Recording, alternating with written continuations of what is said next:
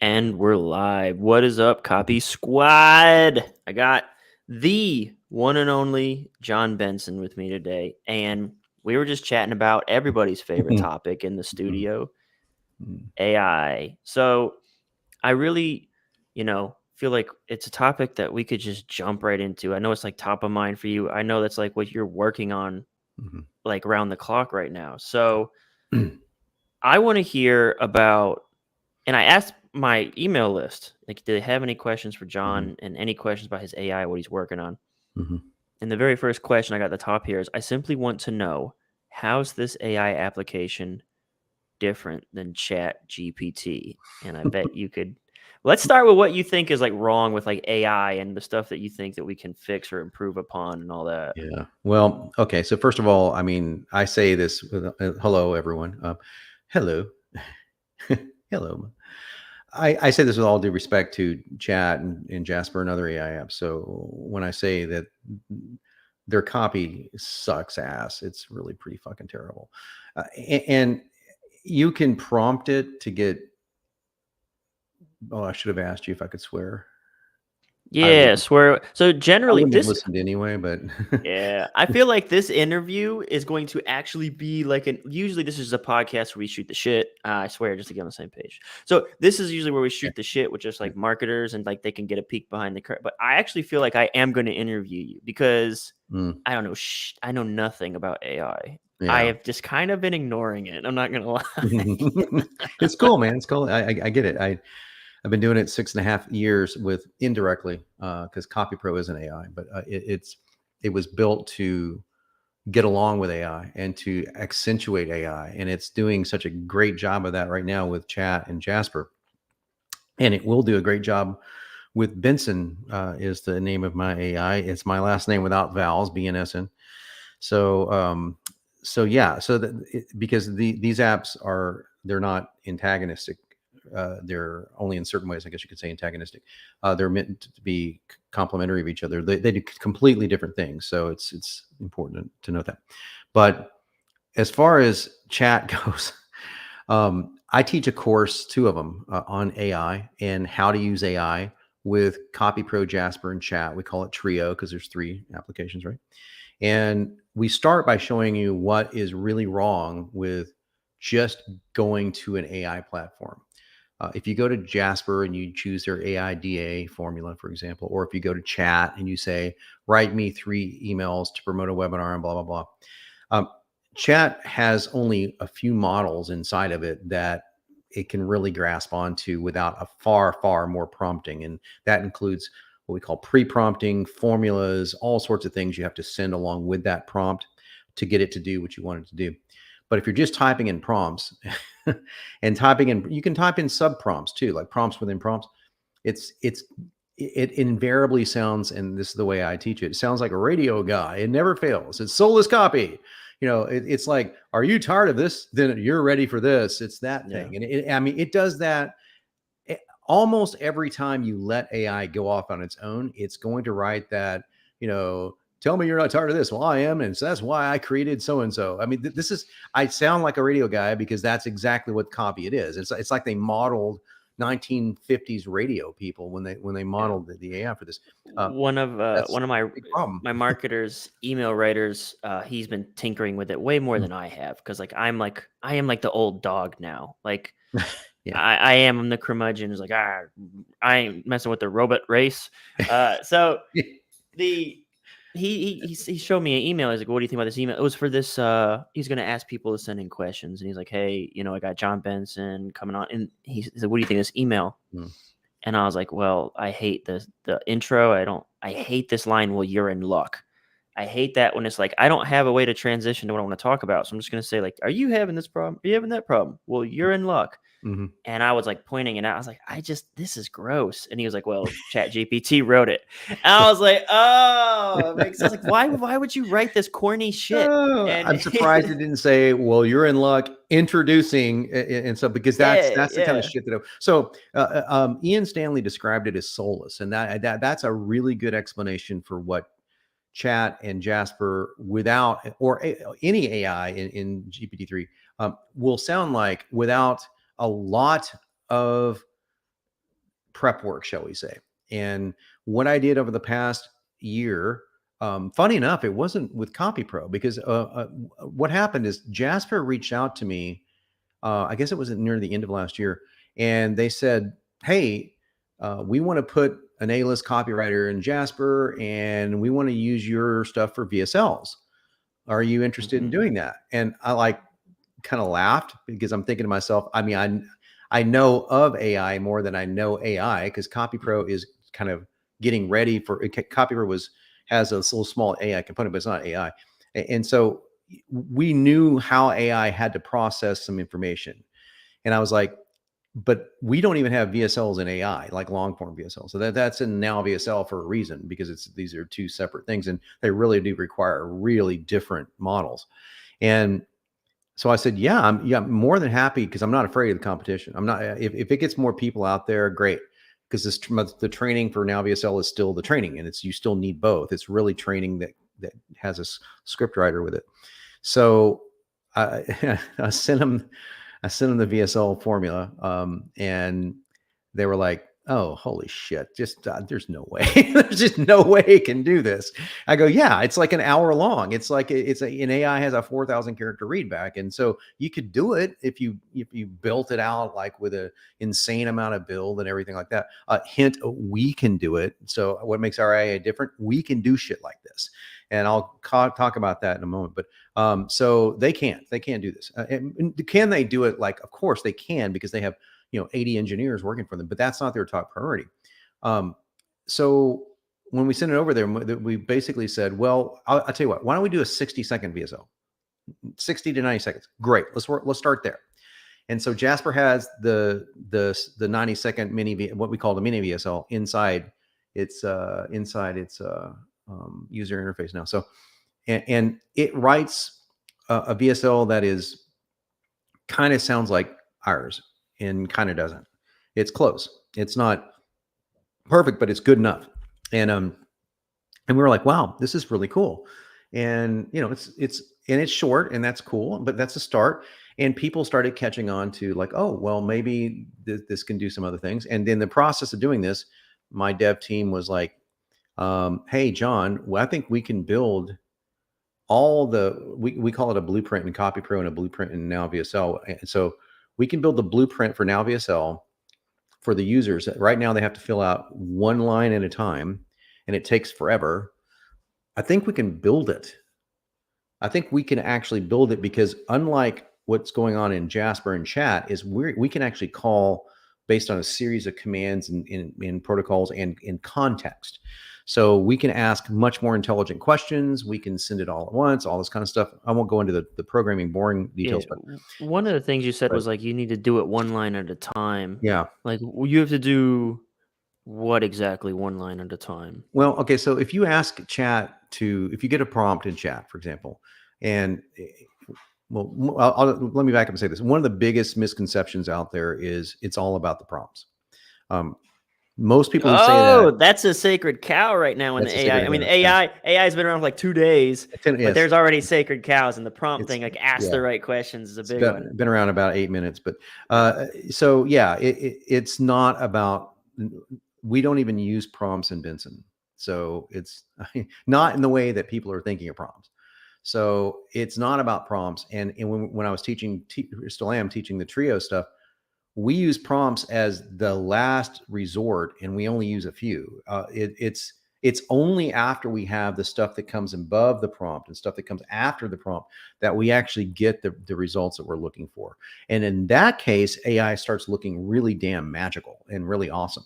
So for what it does, if you tap into what the strengths of AI happen to be, you as a copywriter can radically accelerate your game. I mean, radically. We can write a sales letter in 10 minutes now. So that's the big question is, and even I have to at some point come face to face with it. Like, I mean, it's the only question for anyone in an intermediate, anyone in a rookie level, they are all like, should I even try? Should I just quit already? And I hate that question. It infuriates me. Like, it's like being like, I'm never going to play Dark Souls because I heard it was a very hard game. Like, what are you talking about? Yeah. So what is that? Like, what does that mean? And when Yeah. I mean that, I mean, like, when you say we can write a sales letter in 10 minutes, Mhm. I don't mean what does that mean? Because, like, literally it means we can write a sales letter in 10 I mean, what does it mean? Like, how does that change things? Does it change? Like, what does it mean? Well, first of all, unless you're trained as a copywriter, you won't know if it sucks or not. You won't know why it sucks. Why when Kyle Mhm. saw the same thing, well, you're in luck that we both wanted to go. We both died a little bit in that very moment. Both kind of upchucked in our mouths a little bit. And we know why that is. We know most of the time we're going to agree on things like that, or that are very obvious, or saying introducing in the second paragraph of anything. Oh, yeah. So it's stuff like that AI just completely it goes off the rails. So why you need to learn copywriting, because you won't know it doesn't suck unless you know Mhm. copywriting, or it does suck unless you know copywriting. And so a lot of what we're teaching now is recognition, not technique as far as writing. Technique has to come through recognition. In other words, like, why does this work? Well, it's a plural verb. So I'm just giving a silly example here, but okay. So if you pluralize a verb, if you put an S on the end of a verb, you can make something feel much more automatic.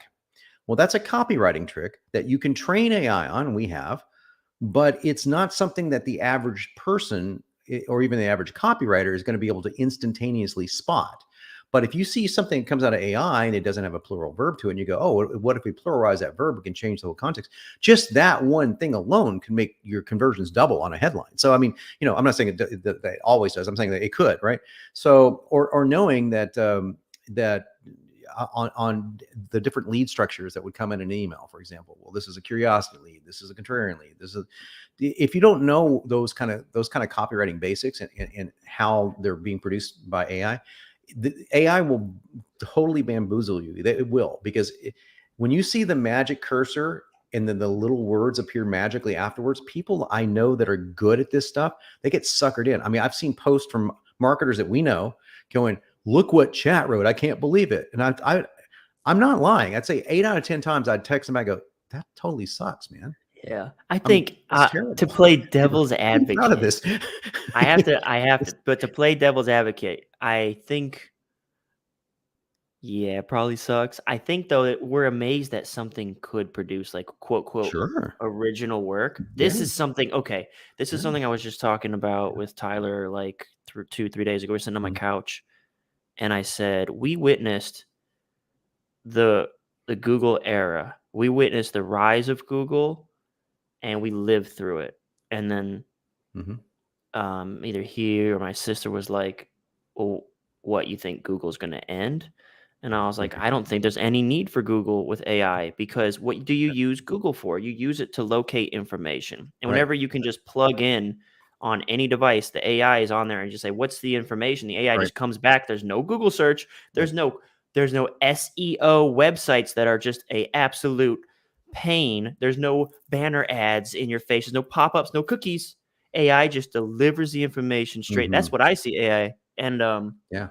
I said, we're going to witness the end of Google. Yeah. And what at that point then, and one of the questions from one of the readers here, I don't know if they want me to say their name or not, but she asks, Mhm. how will John's software handle the citation and plagiarism aspect of AI? How accurate are the citations? What to do about plagiarism? How to make the copy sound natural and not. So there's several questions. The one that I'm taking away from there is like at that point, when is it played? Because the AI has to be getting the information from somewhere. It's not really original work. It's Oh, decided, yeah. so Neither is your like work. how does Neither is that mine. None of our work is fair? original. Yeah. What we are is amalgamations of everything we've absorbed.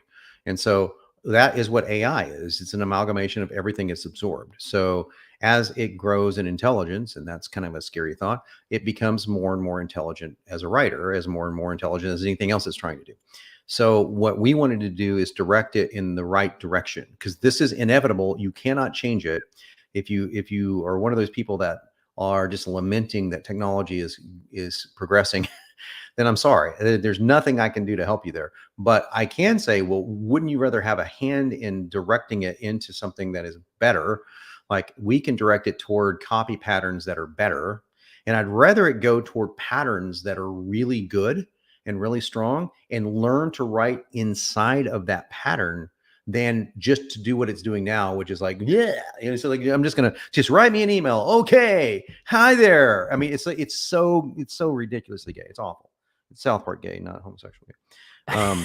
I did which, a which I still YouTube say. video on email marketing with ChatGPT, Hmm. GPT, and yeah, it was like the first one wowed me. I was like, I can't believe it did this. And look at the words it's choosing, which were very in sync with Nesby emotions. These are salesy Mhm. words. These are words that get you excited. And Mhm. then the second one, I was like, oh, I'm starting to see there's a structure. The third one, I was like, okay, this can't happen. This is like when you start receiving those like, hello, I'm a prince from Nigeria, and I just need 100,000 of your American dollars. Like Yeah, you're too aware, and yeah, that's how I felt after doing 3 emails with Chat GPT. I was yeah. like, I'm too aware of the structure already. I've seen 3, and Uh-huh. I can already tell this is AI. It's the same structure So too. yeah, Yeah, exactly. it repeats its structure a lot, and that's something. So I go back to the original question: what makes Benson different than Chat GPT? Um, first of all, I'm not saying don't use Chat and don't use Jasper, because these tools Mhm. are very awesome and powerful. I'll get to the plagiarism comment in a moment, but what I'm saying is that they're not designed. If you're looking for high-end copy, if you're looking for A-list copy or ideas, even it's not. I mean, ideas it can help you with, but copy structure is following a very rote formula. It's following a rote formula a lot, and Mhm. that's what it's been trained on. Because a lot of normies don't know the difference between uh, good copy and a script, Mhm. good copy and an ad, and like a radio ad, or like a or like an article. It's very good at article writing, and I think Mhm. it's a much bigger field if you think about it. To write articles, Jasper and Chat both really are much more into books and articles, and for good reason. There's a lot more of that, and there's a lot more need from everyone else in the world. How many people need A-list direct response copy, right? So it's a smaller market. So I Mhm. get that, and that's cool. But as far as the patterns go, I mean, if you could teach it, let's say 100 patterns, like here's 100 different patterns that we know work. Um, but it wouldn't give you 100 emails. It would give you 100 times 100, because I mean, you could every single time there's an iteration to it. It would learn and capture and start combining iterations and things like that. So that's where the power of this is. It becomes somewhat unique. And um, what we're doing is a little different. We are going to curtail the uniqueness factor down, because we want it to stay within its lane, and only at certain times allow it to expand, because I think we figured out where it can work as expansion tools and where it doesn't work as well. And the combination ends up sounding like an A-list guy wrote it, or sounding like a human being wrote it. It sounds much more conversational than the stuff you're getting in a chat or Jasper. So that's essentially it. But I want to address, if I can, if you don't mind, Colin, I want to jump in. It's your show, but somebody asked about plagiarism, and Mhm. can you check citations? No one can. No one can yet. So that's not a software limitation. That's a GPT-3 soon to be 4 limitation. It's just AI lies because humans lie. What do you mean when you say GPT-3, GPT-4? Okay. Well, so all AI that you're seeing is running on. Think of GPT-3 as like a server. Okay, and Mhm. all the data is on a server. And it's not a server, by the way, but let's think of it as a server. And Jasper's connected to the server, Chat's connected to the server, Benson's connected to the server.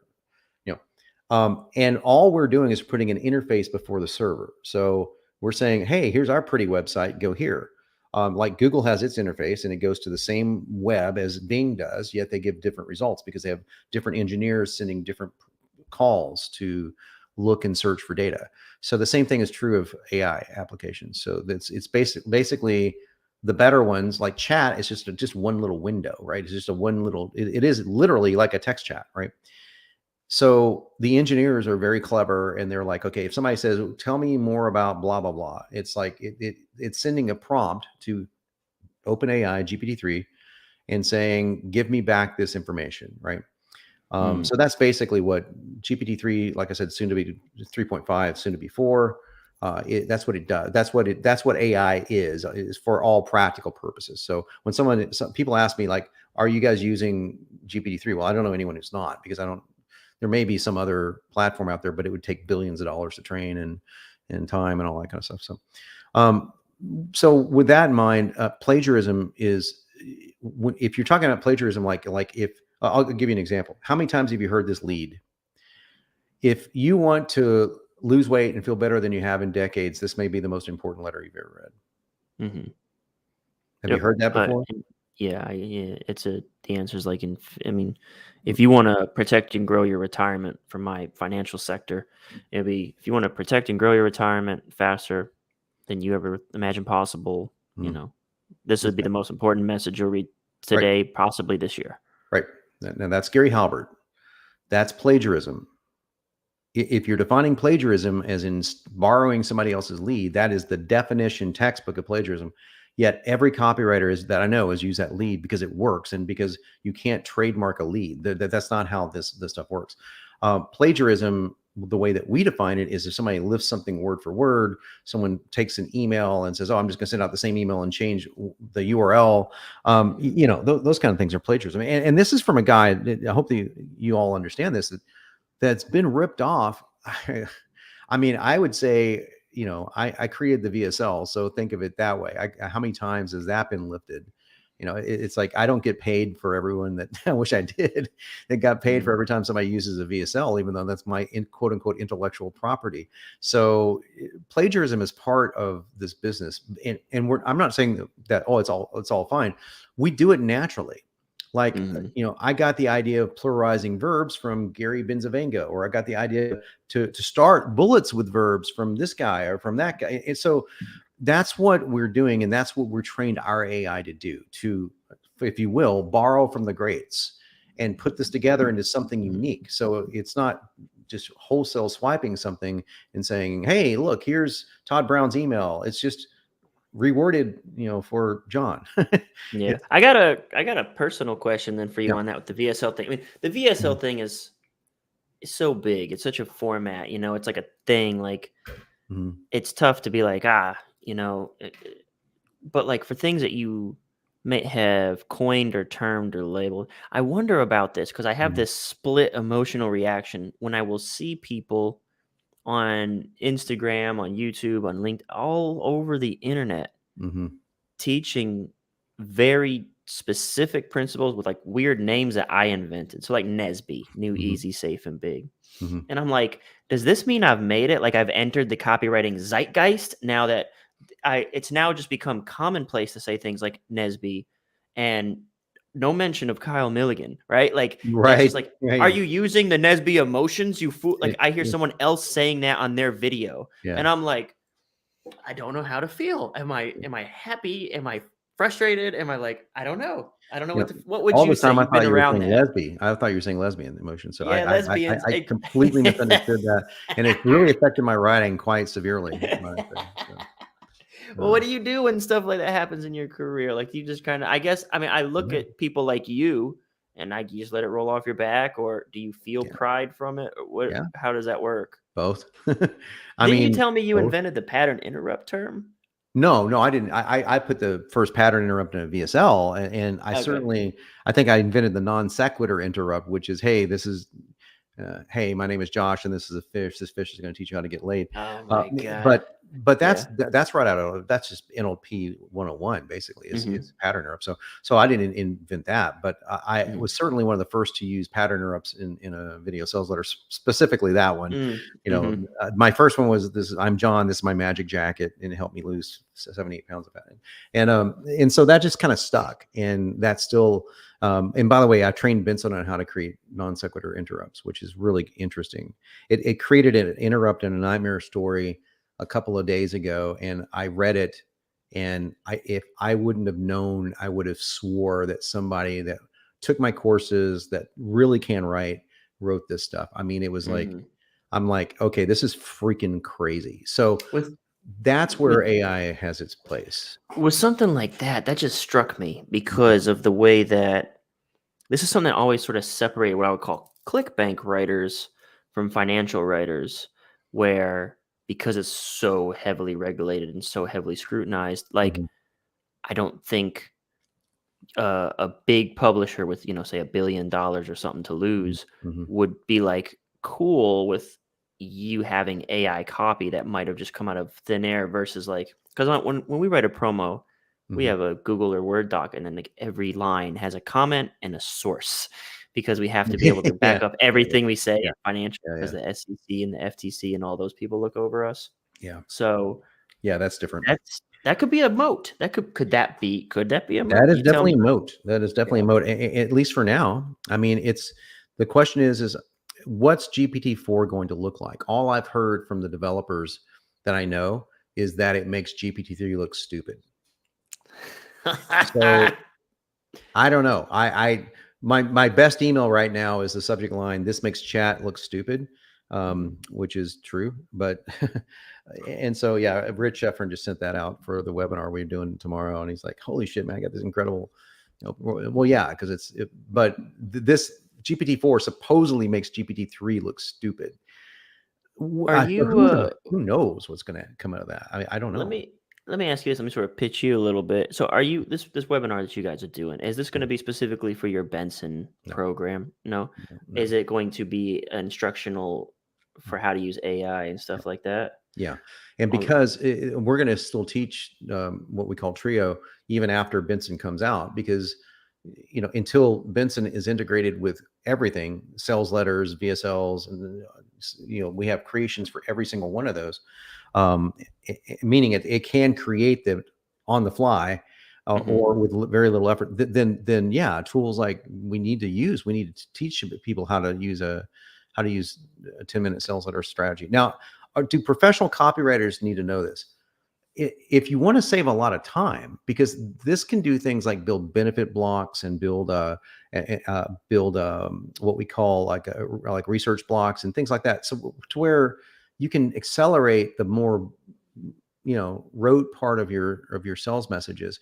But also, like, I'll give you an example just using these are my terms, so if you don't know heard them, it's because they're mine. But so Mhm. a benefit block is like a very specific structure. And I used actually Paul, his structure from Todd's mastermind in Mhm. one of them. So I have a lot of them. So say, hey, can we use that? So yeah, absolutely. So we used his structure, and he's it's not gonna like copyright Paul. It's like it just Mhm. is, it's his structure, and now it doesn't sound like he wrote it necessarily, but it's using a lot of his NLP terms.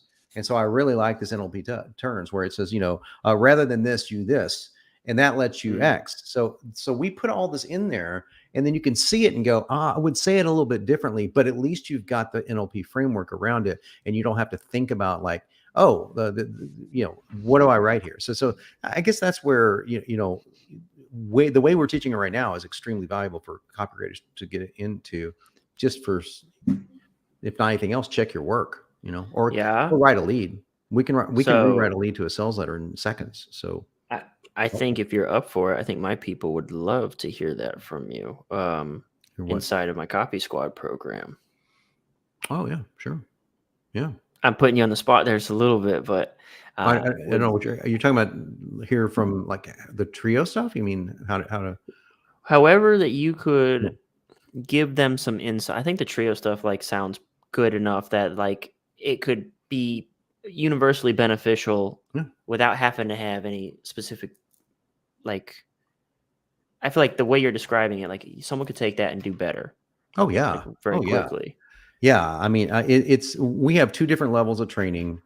One is very cheap right now. We're going to raise the price. I mean, I'm not trying to be a dick or anything, but it's like they're honestly, we're getting price incongruity. You guys know what price incongruity is, where you price something too low and people don't buy it. Mhm. Well, that's kind of, this is what's going on.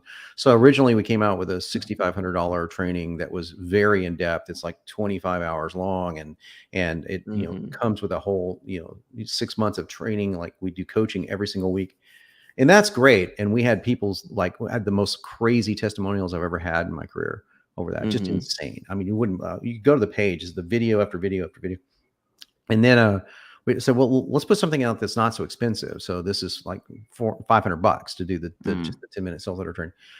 But it's so funny. We had far lower take rate on that. And we had far more issues with the people doing it. So well, we're just going to raise our prices, because I've seen this before. I've seen this. I want to talk to you about that, man. I have, and it's almost at risk of like, I don't know, like, so big picture, I guess what I was asking is like, would you want to talk AI to, if you have like a webinar or like a 1 hour spiel you have about AI, I'd definitely love to have you inside the Copy Squad Lite program, have you do your thing. If you have programs that you want to offer to the folks or anything like that, it's fine too, of course. But like this, so, Joel, so Joel Irway has the high ticket courses book, and he recently submitted his sales copy to Top One for like critique and review. And so I dove in and I did a review of his video topper on his sales page. And while I was doing the review, this means he's done a really good job with educating in his sales letter. He made some points that I was like, that makes a lot of sense, which is I'm sort of grandfathered into this Agora front end back end model. The Mark Ford perspective is in my bones. Like you gotta acquire customers, you gotta buy media, you gotta grow that big list, and then you gotta monetize in the back end. One of the things that he espouses in his high ticket courses, I'm reading this book now because of the sales letter that I broke down for him. I was like, it would be a lot easier for me to deal with just a handful of people giving me 10, 20,000 bucks than like, honestly, it feels like the more I had a talk with Alexander and Tyler like yesterday, the day before. I was like, what else could we like give away for free? And I'm like, how about no? Like, I'm just like tired of, I'm basically like the stuff that I've done has made millions of dollars, and people are so entitled to it for free. Like, and I wonder, that's why I'm like, I can see it. I can feel I can feel it welling up. Like, they're like, why don't you give me more value? I have hundreds of YouTube videos. And what's crazy is when I actually teach copy technique, nobody watches. It underperforms. If I say, get rich this week, get $10,000, whatever views through the moon, and then they call me a scammer, of course.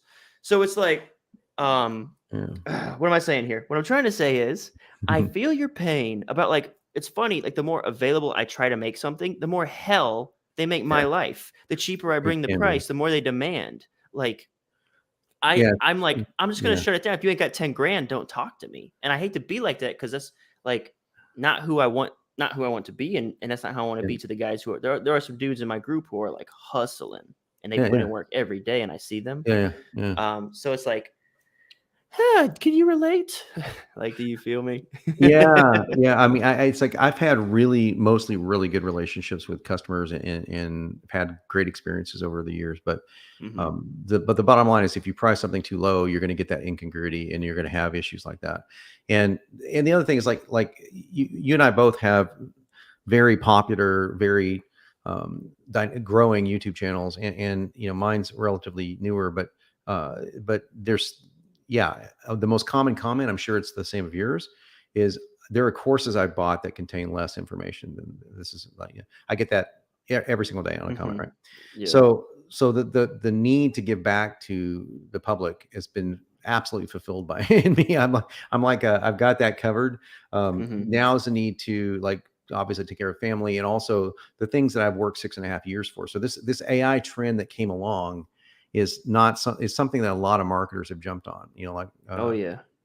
My buddy Perry jumped on it immediately, and another guy I know that's has no clue about software writing, but got into it and is teaching people now that prompts are everything. I was like, dude, I've been doing this 6.5 fucking years, man. It's like, we've been doing it before AI was a glimmer in its daddy semen. So we've been preparing for this, knowing that CopyPro wouldn't be able to do what AI is going to be able to do, that it would work with it. That's how we built it. And now, as we're building our own AI, completely separate entity thing, we're putting all that, we're putting a lot of experience a lot of dealing with copy in general into this, and so there is that frustrating thing. You go echoing back to what you're saying about, somebody taking your proprietary stuff and then just kind of regurgitating it. Yeah, I mean, there's that weird feeling of like, oh my gosh, there's all these marketers talking about AI, and it's like I'm laughing because it's like you've never built anything, you've never coded anything, you've never, like how much can you really know about that stuff?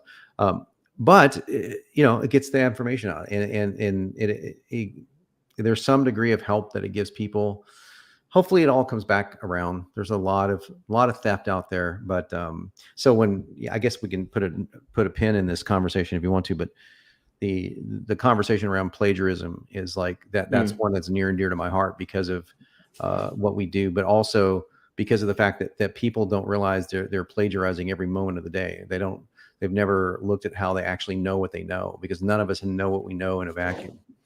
I agree. I've got like a personal example I'd give you off camera, because it'd be funny, but it'd be probably too personal for the YouTube. But then I have a slightly less personal example, which is one from I'm a massive Stephen Pressfield fan. The War of Art and the whole series. Do the Work. Nobody wants to read your shit. All those. Go Turning Pro. Hung out with him. He lived in Malibu when I did, so he's a good guy. What? Aren't you just special? I am. I know. I wasn't trying to name drop. I was just a fact. So it's like, yeah, I'd love to meet that guy. That would be so cool. Yeah. But I try to like revisit those, because I remember the first time I read War of Art, and just like the resistance, that concept resonated so fully with me. It was one of the things that got me, I think, to fully commit to copywriting, because I was a shiny object guy. I'm almost back to being that person. I won't lie. I got too many ideas, and when I was just a copywriter, I was so focused. Is when I hit my peak, success in life. But I remember like revisiting the book, because whenever you go back, it always means a little something different. Those kinds of concepts, with all the information and knowledge you've gained, experience. And I saw these lines. There was like one or two lines. I wish I could recall them from memory, but I read the line and I was like, oh shit. Because I know like a day or two before I had explained this concept to somebody, or I had told them like this fact as if it was truth. And then I read it out of the book, and I hadn't read that book in maybe a year and a half, 2 years. And I was like, I never knew that this line was not my idea until I read it out of the book. And I was like, I just said like this exact line, like yesterday to somebody, thinking it was like original thought. And I just so deep in my brain, because I've read that book so many times, that I have actually, like you're describing, like I've internalized it. I've forgotten where I learned it from.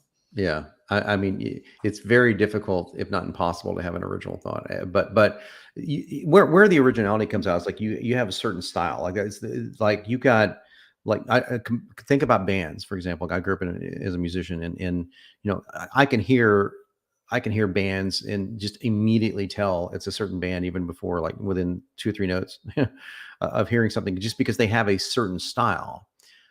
None of those bands I like would ever say I don't have any influences. My music sounds like nothing else. It just, that doesn't happen.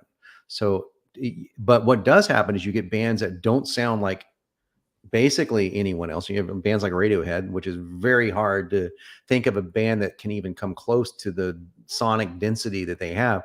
They all had their massive influences, including the Beatles. So, and you can hear that in the music. You can hear it sometimes in the way that Tom York constructs melodies, but you can't hear it literally. And that's what AI, back to the conversation, is doing. You can hear echoes of Gary Halbert or whomever we're trying to riff off of, without hearing them specifically. You want to hear something a little unique. And of course, the more the individual gets into it, the more they can add their uniqueness to it. And then you come up with something that is about as unique as you're ever going to get. But just know that don't fool yourself into believing that you're coming up with something that's truly unique, because we're all pattern recognition machines, all of us. That's how our brains are. And that's no knock on anyone, by the way. I think of myself as on creativity, I'd probably score a 10, on lists and stuff like that. But that still, I have to be humble enough to recognize that these ideas came from somewhere, even if I trace it back to my mom and dad when I was a kid. So I mean, you can't help who you were born in, who your parents were. So yeah, in a sense, we're all imprisoned by the lack of free will. But not to go old Sam Yeah. Harris on you guys, but Yeah. before he went crazy. Little a little lack of free will, a little bleak, but but no big deal. Yeah, it sounds a I little get bleak. it. And the thing, I got one of those too, and I wear it on my hand. I don't know if we ever talked about the ring that I carry, and No. I've got like this chart right here on the wall. It says my life in weeks. It's just got a bunch of squares that I count Yeah, I down remember to, that. I Yeah, think, yeah, 84 years old, yeah. and people think that's bleak. So the ring here says tempus fugit on the top, and then it's in Latin. It will focus eventually. Yeah, Come yeah. on, do the thing where it focuses. Time is yeah. Time is fleeting, and then underneath it says memento mori, which means remember you will die. Also bleak. I'm trying to go there with you a little bit, meet you Oh, on good. that Let's level. go. I mean, Like, as a philosophy uh, major, I'd love to go there. So yeah, man. I think it's how you look at it. That you can look at it as seize the moment, like don't waste a second, or you yeah, could just look at it as a very hopeless sort of endeavor, like the whole thing, the lack of free will or whatever. yeah. Nihilism has just always been, to me, it's uh, nihilism from just from a philosophical point of view, to me, is just lazy thinking. It's you can think, you can take things that are objectively true, like even if you can get to a premise through several different, get to a conclusion through several different premises, and the conclusion could be that in a million years nothing you do here is going to matter. Let's just say something like that, right? um, Mm-hmm. that to sum that up and say therefore the moment that I'm in doesn't matter is such a leap of illogic, and such a leap of lazy thinking, that it's hard to even fathom for me. So the And fact that we are going to all die, or the fact that that time is fleeting, that yeah, these are facts. This is yeah, it's not even that's what I'm saying. Like, why does anyone get any sort of emotion at all around a fact? Like, and this is part of the big problem that we have in the culture right now, is that you can't speak facts to people. Now I'm talking about facts as far as you understand them. You could be wrong, of course, all caveats aside, right? But mm-hmm. if you say to somebody the sun is hot, and somebody finds that offensive because now hot has been deemed politically incorrect by the Nazi police, that police our words, that does not, their hurt fifis do not matter if the sun is hot.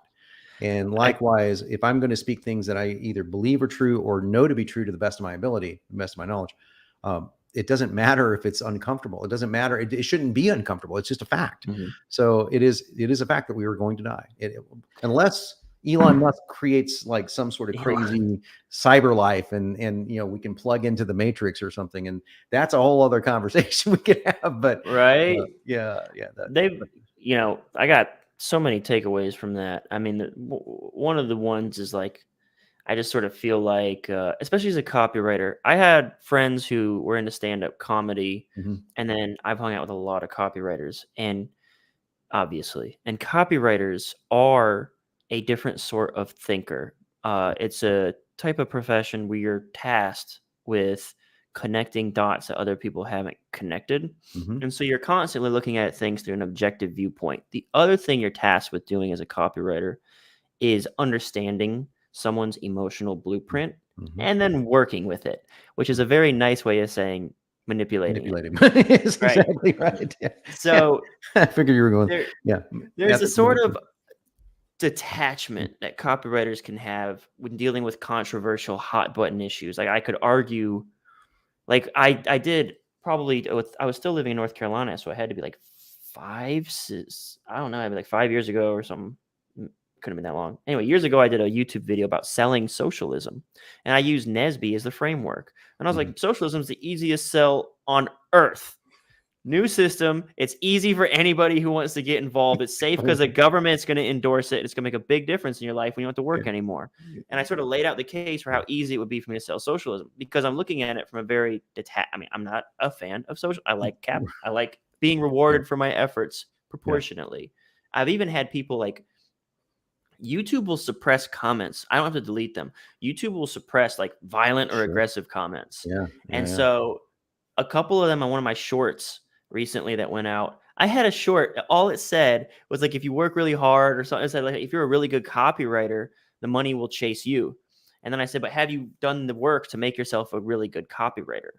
And there's nothing inflammatory about that statement to me. It's like 20 seconds. But I got these very angry, like YouTube had to like wipe them. I didn't wipe them off the comment list. I saw them and then they were gone because they come up in your notifications, but then they weren't on the page. And like they were just like, bull fucking shit, you capitalist piece of shit. I was like, holy crap. Wow. Like, Yeah. I think again, what I'm trying to say is like we are in a place where like speaking a lot of times just facts, if they don't, like, there are things. I saw this very interesting debate about, there was this panel of like these guys were talking to these girls on this podcast, and everyone's like OnlyFans. So OnlyFans girls like taking provocative pics, possibly naked. Starting at 18, as soon as you turn 18, you could do that. You can make your bag. That's what they say. Get your bag, girl. And then on the same conversation, those same girls were saying, get your bag, 18 and ballin', said something to the effect of like, it's creepy if like a 30-year-old dude dates a 20-year-old. Right. And so one of the guys points out, he's like, so it's cool for an 18-year-old to blast naked pictures of herself to anyone on the internet, but it's wrong for a 30-year-old dude to engage in a consensual relationship with a 20-year-old girl. Right. And like like, no, you're not getting it. You don't understand the logic, the cognitive dissonance, like her brain was frying on the panel.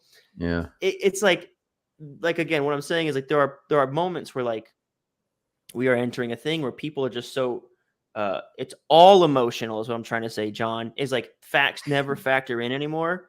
Like you're pro get your bag, but you're anti this, and it doesn't matter if those views conflict at all. It's getting like very extreme with that stuff. It's a strange thing, especially with someone like me who's never been called, a non-emotional writer. I definitely evoke a lot of emotions in writing, and I probably even too much so.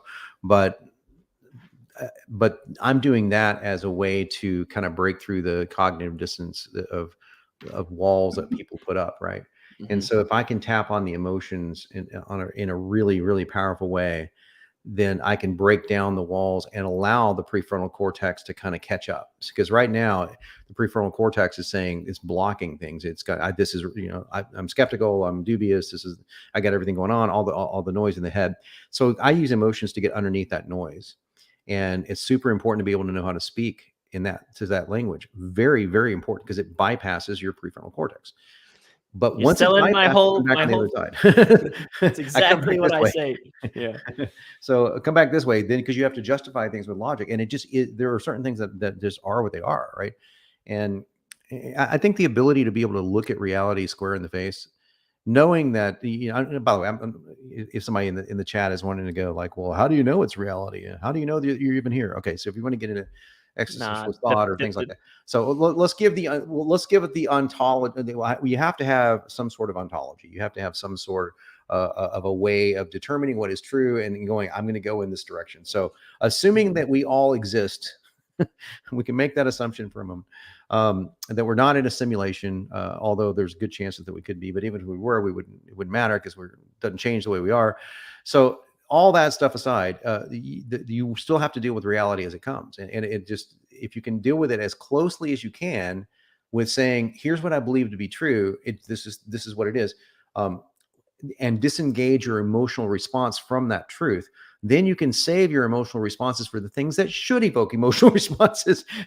Family, love, passion, anger at times. I mean, things that are, it's like, that the reason those emotions exist, right? They exist because we evolved in a certain way over a long period of time to respond to certain things in either good or negative ways. So good meaning that we respond to something that's helping humanity as a whole, including yourself. Bad in the way that maybe we are harming humanity as a whole, and maybe yourself. It's not that harm is always bad. Like, for example, if somebody's breaking into your house, it might be a very good idea to harm them. In some circles. That's one of those topics now. It's like, oh no. In every circle I mean, this is where I'm I gonna like, know. I'll just say, I'll draw a line in the sand and go, if someone's coming in my house, I mean, first of all, they picked a really dumb house to break into. There's a lot better ones to break into than a, trained martial artist that carries firearms. So this is not a good idea. But if someone's coming in my house and yeah, and then they're in trouble. Yeah.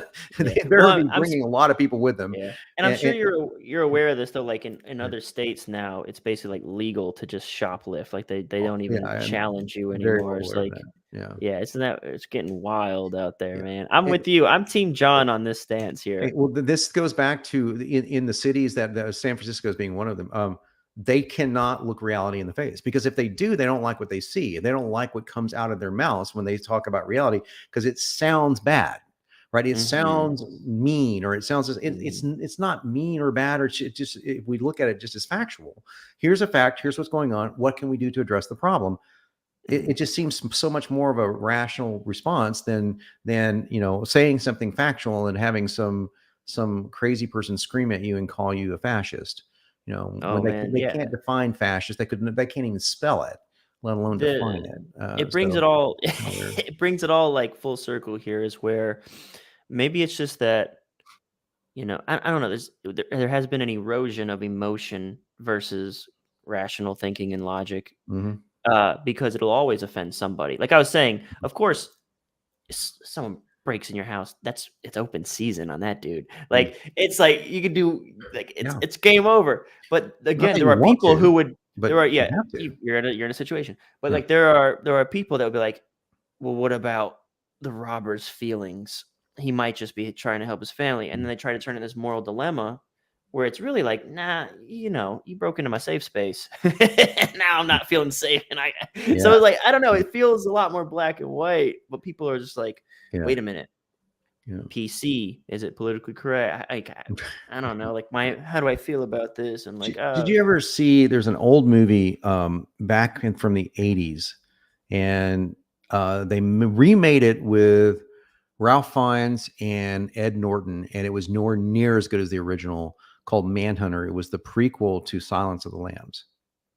I haven't seen Okay. it. So Michael Mann film back in the '80s is very '80s-ish, right? Just really good acting, really good writing in this film. Just a great movie. And you see for the first time Hannibal Lecter played brilliantly by Ronnie Cox in this very like isolated performance.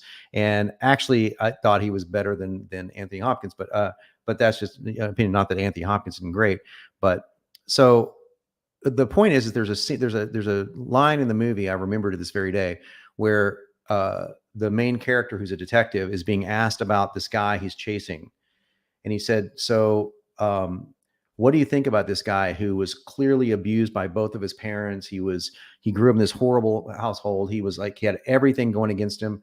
And he thought for a second. He goes, "Well, there's one side of me that feels extremely sorry for him, and aches over the pain that he must have gone through. But the largest part of me wants to blow him the fuck out of his socks." Hmm. That's it. That's the answer. Hmm. So yeah, I can feel sorry for, but I'm still going to do that, because you have to. It comes down to what you were acting on today, Yeah. whether or not you've got the worst programming in the world, and that sucks. It's not fair. It ain't fair. Life ain't fair. Nothing's. Life has moments of fairness, punctuated by a lot of moments of unfairness. But Hmm. life is kind of cool, and I think life is beautiful, as the movie says. But it's not meant to be fair. It's not always No. meant to be fair. I mean, there's And certainly fair aspects, but that does suck. But it is the way it is, and it has to be that way because the collective good has to survive. So it's just the collective good. By the way, as I'm not referring to socialism, just so anyone can nah, know, I'm referring to the literal collective good. So yeah, my collective good in my case, it's like if it's me against this guy, then it's going to be me over him. If it's my family against this guy, then it's going to be a massacre. It's going to be bad. yeah, So it's just, how do you weigh that out in life? And I don't know how we're getting into breaking and entering, but yeah, certainly, yeah, it's what Ben said. The police can't protect your own house, and and a lot of them can't. yeah, I grew up around, my whole family were cops. Not my immediate family, but all my cousins, all cops, detectives. I grew up going on on police rides and all that stuff, and seeing they were in a very tough city, per capita one of the highest crime cities in the United States. And so I got to see what they went through on a daily basis, and like every other profession, I'm sure there are really, really, shitty, cops. I know there are, but there's so many that are really awesome and just risk their lives day in and day out, and they don't get paid for it, man. They don't make a lot of money, and it's such a travesty.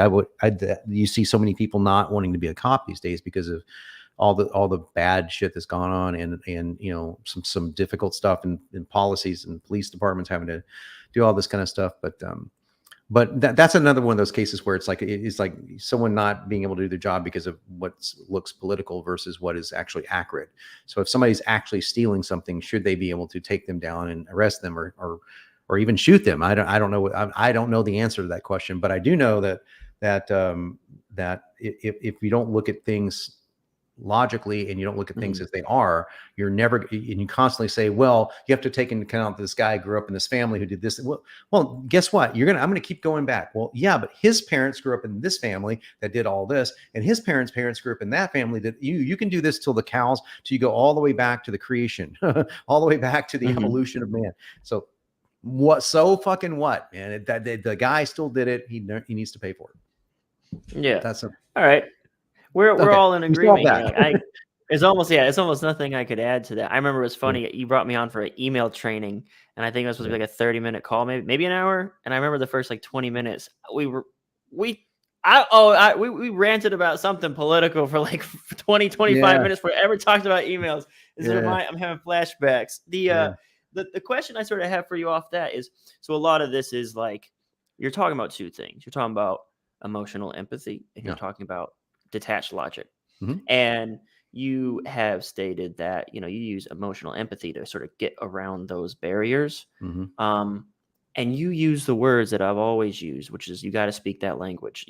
It's a language, because when you start speaking to empathy, you don't use, that's what I was saying a bunch of like out there stuff, trying to show you like the cognitive dissonance, because I was trying to demonstrate that the words and the standings, like their concrete nature and logic sense, those rules actually don't matter. Sort of like what you were saying before, there is almost no good and evil. There is sort of just is. It's just kind of there. This is the way things are. And then you decide to give it a good or positive or negative emotional spin or charge internally.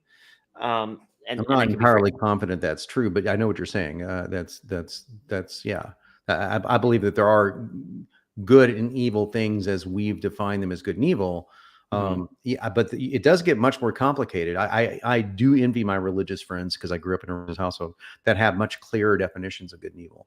Yeah, I will say that is sort of the plight of us copywriters, sort of looking at things from a detached perspective. I guess what I was ultimately trying to get to is making all this stuff sort of like the groundwork, like understanding there's sort of two paradigms, this idea of logic. And this is what I'm trying to say, and I've never said this out loud, so I'm putting my thoughts together in real time. Cool. Just because it is logical or factual doesn't make it rational, because it can directly conflict with another logical belief that you hold. Like you could have two sets of logical beliefs that could directly conflict. So again, there's a logical paradigm, which is fluid. It's not always, just because it's logical, it's using a thinking brain, doesn't mean it's factually accurate, maybe, or consistent or congruent. Then there's the emotional paradigm, which is the one that we operate in, and we know we're doing it. We've reached a point where we understand what's happening sort of behind the curtain, and we even have a few tricks that we can use to push and enter that world, enter that space, stir it up the pot a little bit. So do you have a philosophy around this idea of speaking to the emotional language that is in a nutshell you could sort of share with our audience? Boy, it's I don't know about in a nutshell, but I would say that I think in terms of what I call the 4 quadrants of desire. So I think in terms of fears, wants, needs, and pleasures. So those are the 4 things I think about. Like what to address emotion, I have to say, what do they fear? What do they want? What do they really need? And what will that give them? So that's, if I think in terms of that, it makes it a lot easier. So yeah, and so that's I'll give a simple framework for, like we talked about this in top one, where if you've got, like, if you're writing offer features, like it comes with the Ginsu knife comes with, 3 times sharpened Japanese steel. It's like, or whatever it comes with. I have no idea. That's probably not a thing, but so the only way that makes any sense to the person is if you complete the sentence with the phrase "so you can." So, by the way, it doesn't always have to be "so you can," but if you just think about whenever you're writing out benefits or writing out, features or whatever, just always put "so you can" and you come back to it. And then so you do, because you can't, like, so you can what? So you can, I don't know. So you can rest easy, knowing that your life is, well, so automatic we're into an emotion. So you can rest easy. So you can feel better. So that's the feel good thing, and never have to worry about, that's the pain thing. So, just using certain little phrases like that in when I'm thinking logically through the copy, that helps me go into the emotion. The other part is not so much a simple framework. It's kind of how I approach it. So I approach writing as if I am an avatar. I'm not writing as Jon. I'm writing as Jon as the avatar. So I'm writing through myself. I'm not writing like, everyone thinks, is there a centaur behind your, like there's something behind your brain that is you, that is the person that you define as you, whatever that is. Consciousness is a whole other topic we can get into another time, but so whatever that is what I'm doing is I'm shifting that person into, I'm putting a disguise on that person. That disguise is my 58-year-old overweight woman that lives in Nebraska. Whatever. I've seen this avatar in my head. So how would she feel? And I start talking and acting and writing as if I'm her. So in that point, it's very difficult to not write emotionally, because the very first thing you need to realize as a copywriter is there's only one reason why, period. There's not going to be any debate to this for me, but I'm happy to entertain it because it's a fun one.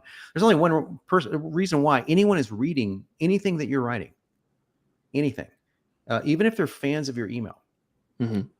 When you strip everything down, it's to escape something, either pain, the doldrums of life, usually it's pain. So just realize usually it's escaping pain. Very few people act solely on the gain of pleasure. It's mostly on the avoidance of pain. So if you realize and write from the angle that people are reading me to avoid some level of pain, that pain could be connected to the offer. Like, I don't want to, like for your stuff, I don't want to die broke. I don't want to have I want to make sure my kids get through college, whatever the financial needs are. It could also be related to something that's outside of your offer. I am miserable at home with wife and kids, and therefore I'm going to read Kyle's email to take me out of my own misery. If you realize that if you think of it from this perspective, that so few people, even if they say, "Oh God, I got an email from Kyle. I love reading Kyle's emails. He's such a chipper guy. He's such an upbeat, chipper guy. He makes me feel so good about him." I don't know. Very many people would maybe think that maybe about Kyle or I, but they would think that about Tony Robbins, right? They might think that about Tony. "Oh, I love reading. Tony inspires me." Why is that important to you? Well, you have to be inspired. It just feels great. Why does it feel great? And you just keep asking this question, it's going to come down to something painful. Why do I want to be inspired? Because I want to live my life to the fullest. Why? Because I don't want to die a fucking failure. Okay, now we're there. It just took 4 questions to get there. So in my mind, I'm already there when I'm writing every word. And so when I start writing the good stuff, I'm writing the good stuff always with the notion of, hey, this is going to allow you to finally achieve X, Y, and Z. And won't that feel better than what you're going through right now? I'm kind of writing that in the frame of reference that I'm in. So I don't know if that helps or not, but that sounds bleak, maybe, that we're all trying to escape fear with what we're doing. When we're reading copy, when we're looking to buy something, let's take something really benign, like Amazon. Okay. Yeah. I just bought something on Amazon a couple of days ago. So, okay. What was it? It was like, I don't know. My wife bought, what did she buy? I don't even remember. It was something silly, like a salt shaker. Okay. She bought a salt shaker. Okay. Why did she buy a salt shaker? escape the pain of dry meat and flavorless steak. Look, she goes, oh, she told me, she goes, look, we have all this marble, and she goes, look, it matches the marble on her thing, and I just think it would be really great. I go, why is that important? Well, I gets tired of seeing that big green salt tub that's out there. It just clashes with everything. Do you see where this is going? She bought that to escape the pain of having to look at a big green ugly salt thing. So if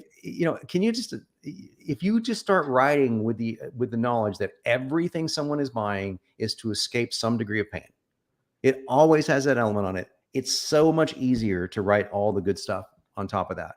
But if you don't know the pain, you don't know the writing, you don't know the advertising, then you can't sell it. You just can't. I think this is something that I'm diving into at a personal level. You said something about consciousness. And for folks who don't understand consciousness, I can kind of sum it up. Like if you've ever said, if you've ever said to yourself, I'm such an idiot or something like that. If you ever said like, why did I do that? When you ask, why did I do that? Consciousness is who is asking that question of I. Yeah. So consciousness is the person asking, why did I do that? It's because consciousness is the person watching you. So that's like, it's deep. I think it can help you unlock a lot of personal development and growth if you dive into it. Yep. But also like a big one for me is a lot of the stuff that you have said in the last hour has reminded me of elements of stoicism, sort of being able to emotionally detach yourself from certain things, yet still having your own morality and code. Yeah.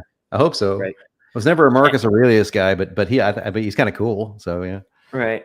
I actually feel like I had a toxic relationship with stoicism, which was, I think it came to a point where I recognized I was completely out of touch with my emotions. Meaning like I had stoicized my way into, I didn't know like how to feel feelings because I had become so logically detached from everything. Like I didn't know what it felt to feel like, this is weird. I didn't know what it felt like to feel sad, like, wow. No, but if you can't feel that, then you also can't feel like high elation. Right. Super crazy. I remember because I'll tell you a quick story. One time I was taking salsa lessons. I took I think like 3 or 4 months, and then I went to like a salsa night and I danced the whole song with no instruction with the girl. And when the song finished, like I had this elation. I had like this whole crazy energy spike that I had never experienced before. And I remember I did the weirdest thing I'd ever done. I ran over to the bar, went to go get another drink, and the bartender came over. And when I went to order, I just like threw both my hands in the bar, and she put her hands in mine, and these words just flew out of my face. Like I didn't say them. It was like, I just want to be connected to you. And I remember saying that. And like, as I learned about energy, consciousness, these sorts of philosophies, I realized like this super deep emotional human need to feel connection and like these high levels of emotion. And I realized I had one of those moments almost like spontaneously on accident. I didn't know how to tap into or cultivate that.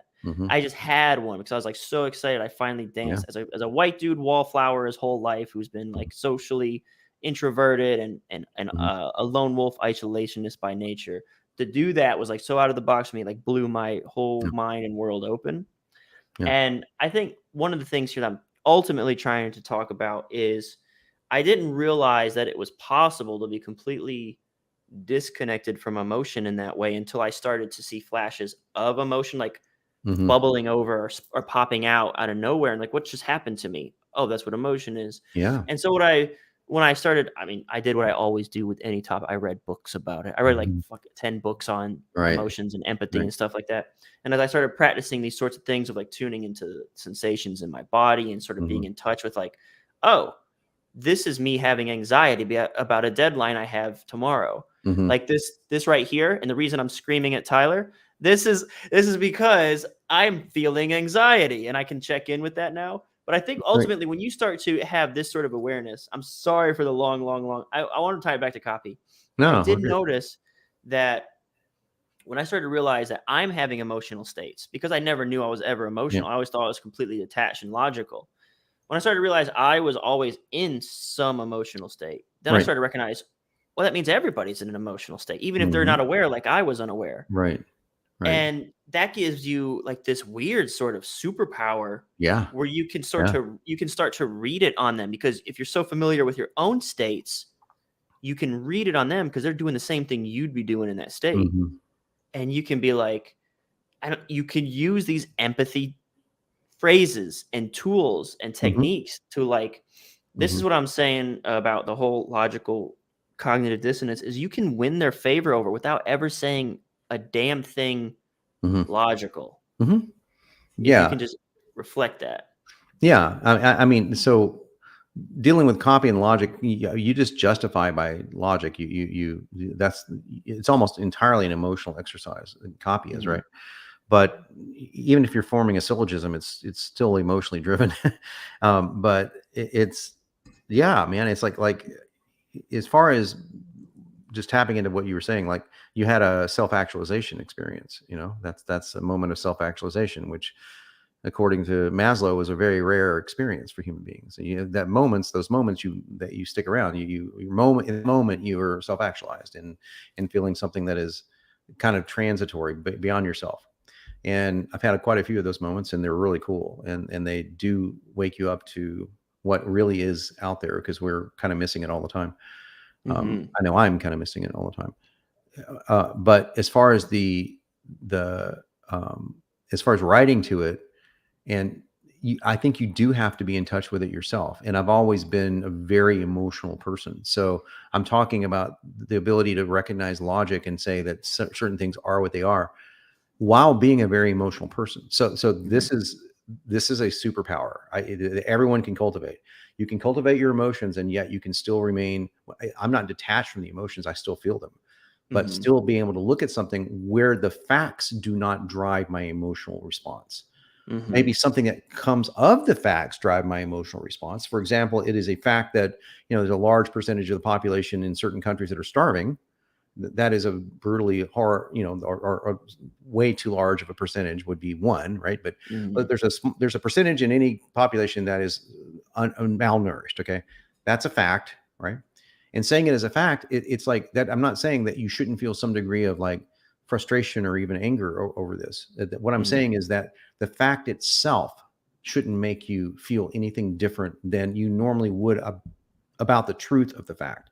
It's a little bit meta, but Mhm. so if I say, for example, the majority of people who commit crime in the United States are males, Mhm. that's statistically true. Violent crime in the United States, they're male. That's, I can say that with no emotion whatsoever. I am a male. That the only time that would have emotion is for me is if I'm trying to make it about myself, if I'm being narcissistic or turning it inward. Mhm. The fact that I'm a male and the majority of crime and the violent crime committed in the United States is conducted by males is simply an observation. That's simply all it is. How do we? Is there a correlation to that and maleness? That can get some emotion going on, and therefore, because then if I say therefore Kyle is deadly, well, that's where it becomes stupid and emotional and driven by complete nonsense, right? Because That's that's so when much of like exactly that's so much of our day-to-day messaging in the media, though, right. is facts like what you just said, Mhm. like the whole idea of a patriarchy. There's like me saying that probably triggered I hope not. if not you, but I'm sure there's someone saying like me sort of brushing off the idea of a patriarchy. Like because I'm a part of that system that we're and I do not like there's a certain group of people that might benefit from this place, Yeah. like, and what they say is like, well, all the CEOs are male, right? That's what it is. Like Yeah. they say the Yeah. most CEOs are male, which like Yeah. we're talking about now is a fact. But then you take it and you say, meaning there's a patriarchy. Now all of a sudden it's like, Extrapolation. wait, Right. you see what I'm saying? Right. That's what Right. you kind of were just saying, is it not? Is it the same kind of thing? Well, no, it's exactly the same kind of thing. So if you were to say that with the majority of males, majority of CEOs are males in the United States, and then Hmm. we look at like every extenuating factor, which has been done by sociologists and study for the last 50 years. So this is not exactly new science. But when you Hmm. look at every single external factor, you can see, wait, there's really good explanations for this, and rarely does it have anything to do sexism or or patriarchy. I'm not saying that those things don't exist. I'm saying or anything. I'm saying that when we extrapolate and say, oh, therefore this, it's just causation and correlation fallacy. And I see it all the time. I was a philosophy major, so you had to study all the logical fallacies and on debate team and all that stuff. But whenever you say, all the majority of males commit violent crime, or majority of people commit violent crime in the United States are males. Therefore, Kyle is dangerous. This is a complete, extrapolation fallacy, correlation, causation fallacy. But in a whole lot of other dumb things on top of that. So this is what we do on a routine basis. But more importantly than that, and this is what I'm actually going to be talking.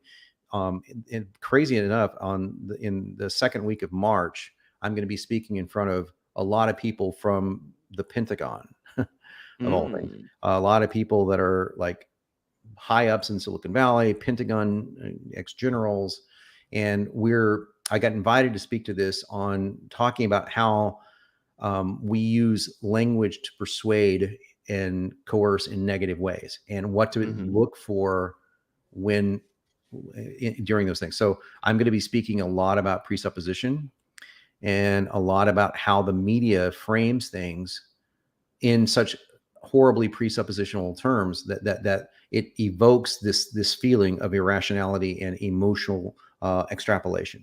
So, for example, you see headlines all the time that's instead of saying like I'll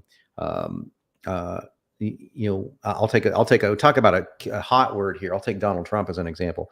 So the headline won't say Donald Trump brought bottles of water to a city that was, I forget the name of to East Palestine. It's the headline was why Trump brought his Trump water to East Palestine. Okay, so right there you're automatically working with assumptions. You have to assume that, well, number one, that was the only water he could get. Number two, he did it for narcissistic and political reasons. Number three, he's kind of buffoonish and just, did it and wasn't thinking about it. So all these different, there's still all these possibilities on why he would have done that.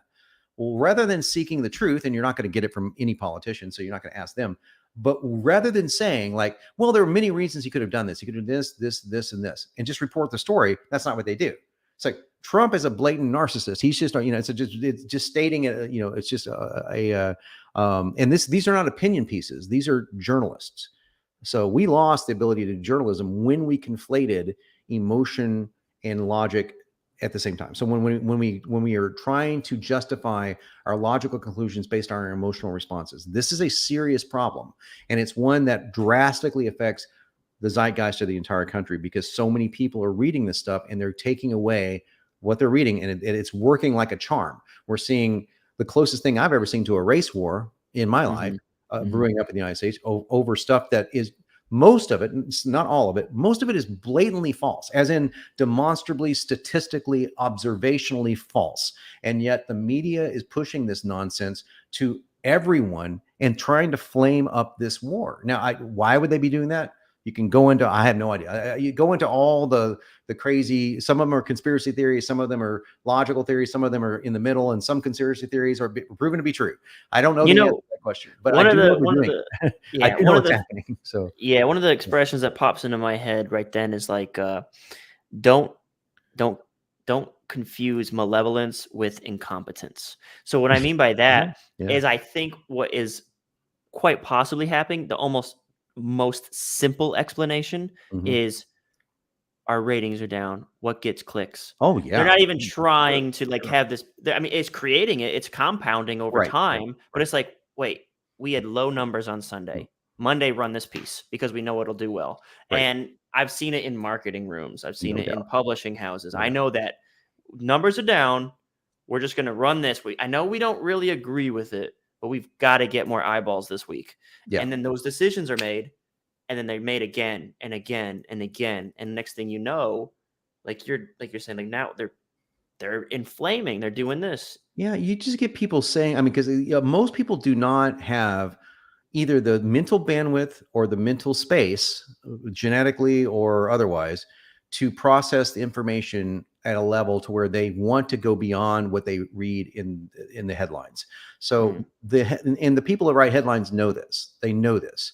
So they're just going to read the headline 80% of the time. Not even going to read the article. So if you'll notice, this is happening a lot in, especially New York Times is the most guilty of it, where the New York Times will take something and they will put the key fact. They used to call it bearing the lead. They would put the lead in the 14th paragraph of the freaking article, knowing good and well that people aren't going to read down to the 14th paragraph. So they'll build a whole story in your mind. And I'm showing like many examples of this when I'm doing this talk. This whole story gets shown in your mind of like, oh my God, this awful, racist, Nazi, evil person. At the very end of it, they said, oh, by the way, this person is well recognized as the next Mother Teresa and has never said a bad thing in their life. But they don't get to that point. Or in the retraction, oh, sorry, we misspoke about this. They retract something 3 days later. Well, we know that it's out of the news cycle. It's out of the zeitgeist by then, right? It's out of the memory. So this is a very deliberate tactic, and it's horrible. Yeah. We should avoid it like the plague. And I enjoy studying controversial characters like this, or folks who use this as a superpower knowingly, wittingly. Mm-hmm. So there's like 2 or 3 people that popped ahead to my mind whenever you were talking about that. The first most top of mind would be Andrew Tate, who, when he was doing his Patrick Bet David interview, which was 5 hours long, there was one nugget in there where he sort of revealed his whole strategy. Which was like you said something like most violent crimes are committed by men. So Tate says in that interview, here's what I do. He says, all the idiots always lose their shit and I go viral. He says, I take something true, like men are stronger than women, and then I just say it in a way that you don't like. He says something like, a woman, instead of saying that most men are stronger than most women, he'll say something like, a woman is the physical inferior of a man. He'll say those words instead of saying most men are stronger than most women. He'll take the fact that most men are stronger, and he'll phrase it so women are physically inferior. And when he makes it like an inferiority thing, he says, I just say that, and then I go. He used to run an ad agency, like he knows the game, and he's and I watch it, and I see people losing their minds, and it's like I see professional marketers getting upset. And like, don't you see what he's doing? Like, shouldn't you be like, that's brilliant? Like, maybe it's bad for the culture, but like nobody's talking about the strategy that like, how could we use this for our own marketing and maybe in a less detrimental way? Like, again, that's what I'm talking about. As soon as I brought up Andrew Tate, look at my hands. Like, I have to defend it because someone will get triggered. I'm trying to look at it from like a logical, detached marketing blueprint. Like, I'm trying so hard to have that conversation with people, and I cannot. No one will share it with me. So I'm not a fan. I never watched it, which is kind of weird because we have a lot in common, supposedly from kickboxing point of view. But supposedly he was a good boxer. I don't know anything about him though. But so I never followed him at all until this whole thing came up with just the last couple of months or whatever. And even then, I don't. So. But I do know, like what you just said, for example, I chuckled at it because it's like, oh God, it's such a. It's a horrifically wrong thing to say, meaning it technically wrong, not horrifically morally wrong. You can make the argument for morality all you want to, but I don't look at things from that perspective. I'm looking at, where is he coming from? And I can see the marketing angle of that. Not that I'm gonna condone the use of it or anything, but it's so we have to be able to do that, to say like, it's even something that you just said. Like for me, the first thing that went through my mind is like is like how off it is, because there's so many different variances in physical performance, not just strength, right? But yeah, generally, if you say men are generally stronger than women, is nowhere near as confrontational as women are physically inferior to men. So you just reversed the positive claim and made it a negative claim. It's so crazy to me though, like how that becomes so inflammatory so fast. Like that's like you have like, it's like mind control. Like you automatically control someone's outrage switch. Like that's crazy, man. Yeah, I think that we get like terms that I found myself using sometimes. It's like calling people fragile for like if you say something that offends their sensibilities. But it's also maybe our responsibility, not as marketers, because we don't have the time, but as human beings, to clarify our positions, to say what we mean by something. So if we're saying, if he's literally saying that and going, look, I'm just trying to be salacious to get your attention, or I'm trying to do something to prove a point. but when asked, tell me what are your criteria for inferiority? How do you believe that? Like, where are your data for this? What are you citing? At that point, it just becomes very clinical. Like, well, here's all the stuff I'm citing. And so, well, have you looked at these studies? So, and, yeah, I'm not saying that this is a conversation I would have with him, but I'm saying, like, we need to have the ability to have that conversation, even if we're right in the middle of it. Like, if someone says to me in an elevator, which is becoming more and more common today, sadly to say, it's like, well, you're a straight white male. Yeah, I'm a straight white male. Okay, what's your point? I'm not impressed that you're brown. I'm not impressed that you're gay. I'm not impressed that you're anything. I'm impressed by what you fucking do. I don't care what you are. I don't care if you're a female, a male. It does not impress me in the least. The only thing that impresses me is what you do with your femaleness, what you do with your maleness, what you do with your gayness or straightness or whatever you are-ness. That's the only thing that matters to me. It's like, so everything else is just a moot point. If somebody lists a characteristic, or in this case, a series of characteristics about me, it doesn't mean anything. It's so when they say meaningless. You're a straight white male, is it sort of an attempt to sort of, like, you say, oh, I've accomplished this cool thing, and is it like a way to, like, sort of bring that down and say, well, that's because you, is it Sure, yeah, is that where you hear that phrase? Oh, I've heard that phrase many, many times in Facebook conversations. Yeah, usually centered around things where people attribute privilege to success, and there's a degree of privilege that everyone has. I, for one, could not, for example, go to the local news station and say, listen, I am a straight white male, and I went into this place and they refused me service. They would look at me and go, so fucking what? Okay. But I changed the races and the sexual orientation, and we have a news story. So who is the privileged one again? Well, in certain aspects I am, and in certain aspects they are, because this is the way life works. Life is never going to be fair. There's going to be things where I'm more privileged. There's going to be things where you're more privileged. There's going to be things where my wife is more privileged because she's a female, right? But I would never say, historically speaking, oh, women have had it so easy throughout all of history. Geez, you guys. So this is where it gets off. I mean, we need to realize, like, wow, history has changed so much. And in the past, like, you look at, oh, you're black. Oh my God, blacks have had it so easy in the United States. Easy peasy. Only if someone never read history would say that, right? But things have gotten so much better over the past 50 years, especially. But over the past 20 years, they're getting better and better. More elevation of, like, getting away from certain things, while at the same time they're getting worse, because this is the nature of life. So at the same time, now the racism pendulum is swinging the other direction. We have to just stop it. We all need to have the bravery and the balls and the gumptions and the ovaries, whatever you want to call it, to just grab the fucking pendulum and risk losing our fingers and stop the damn thing from swinging, because no more of this, because it's done this for the last million years, right?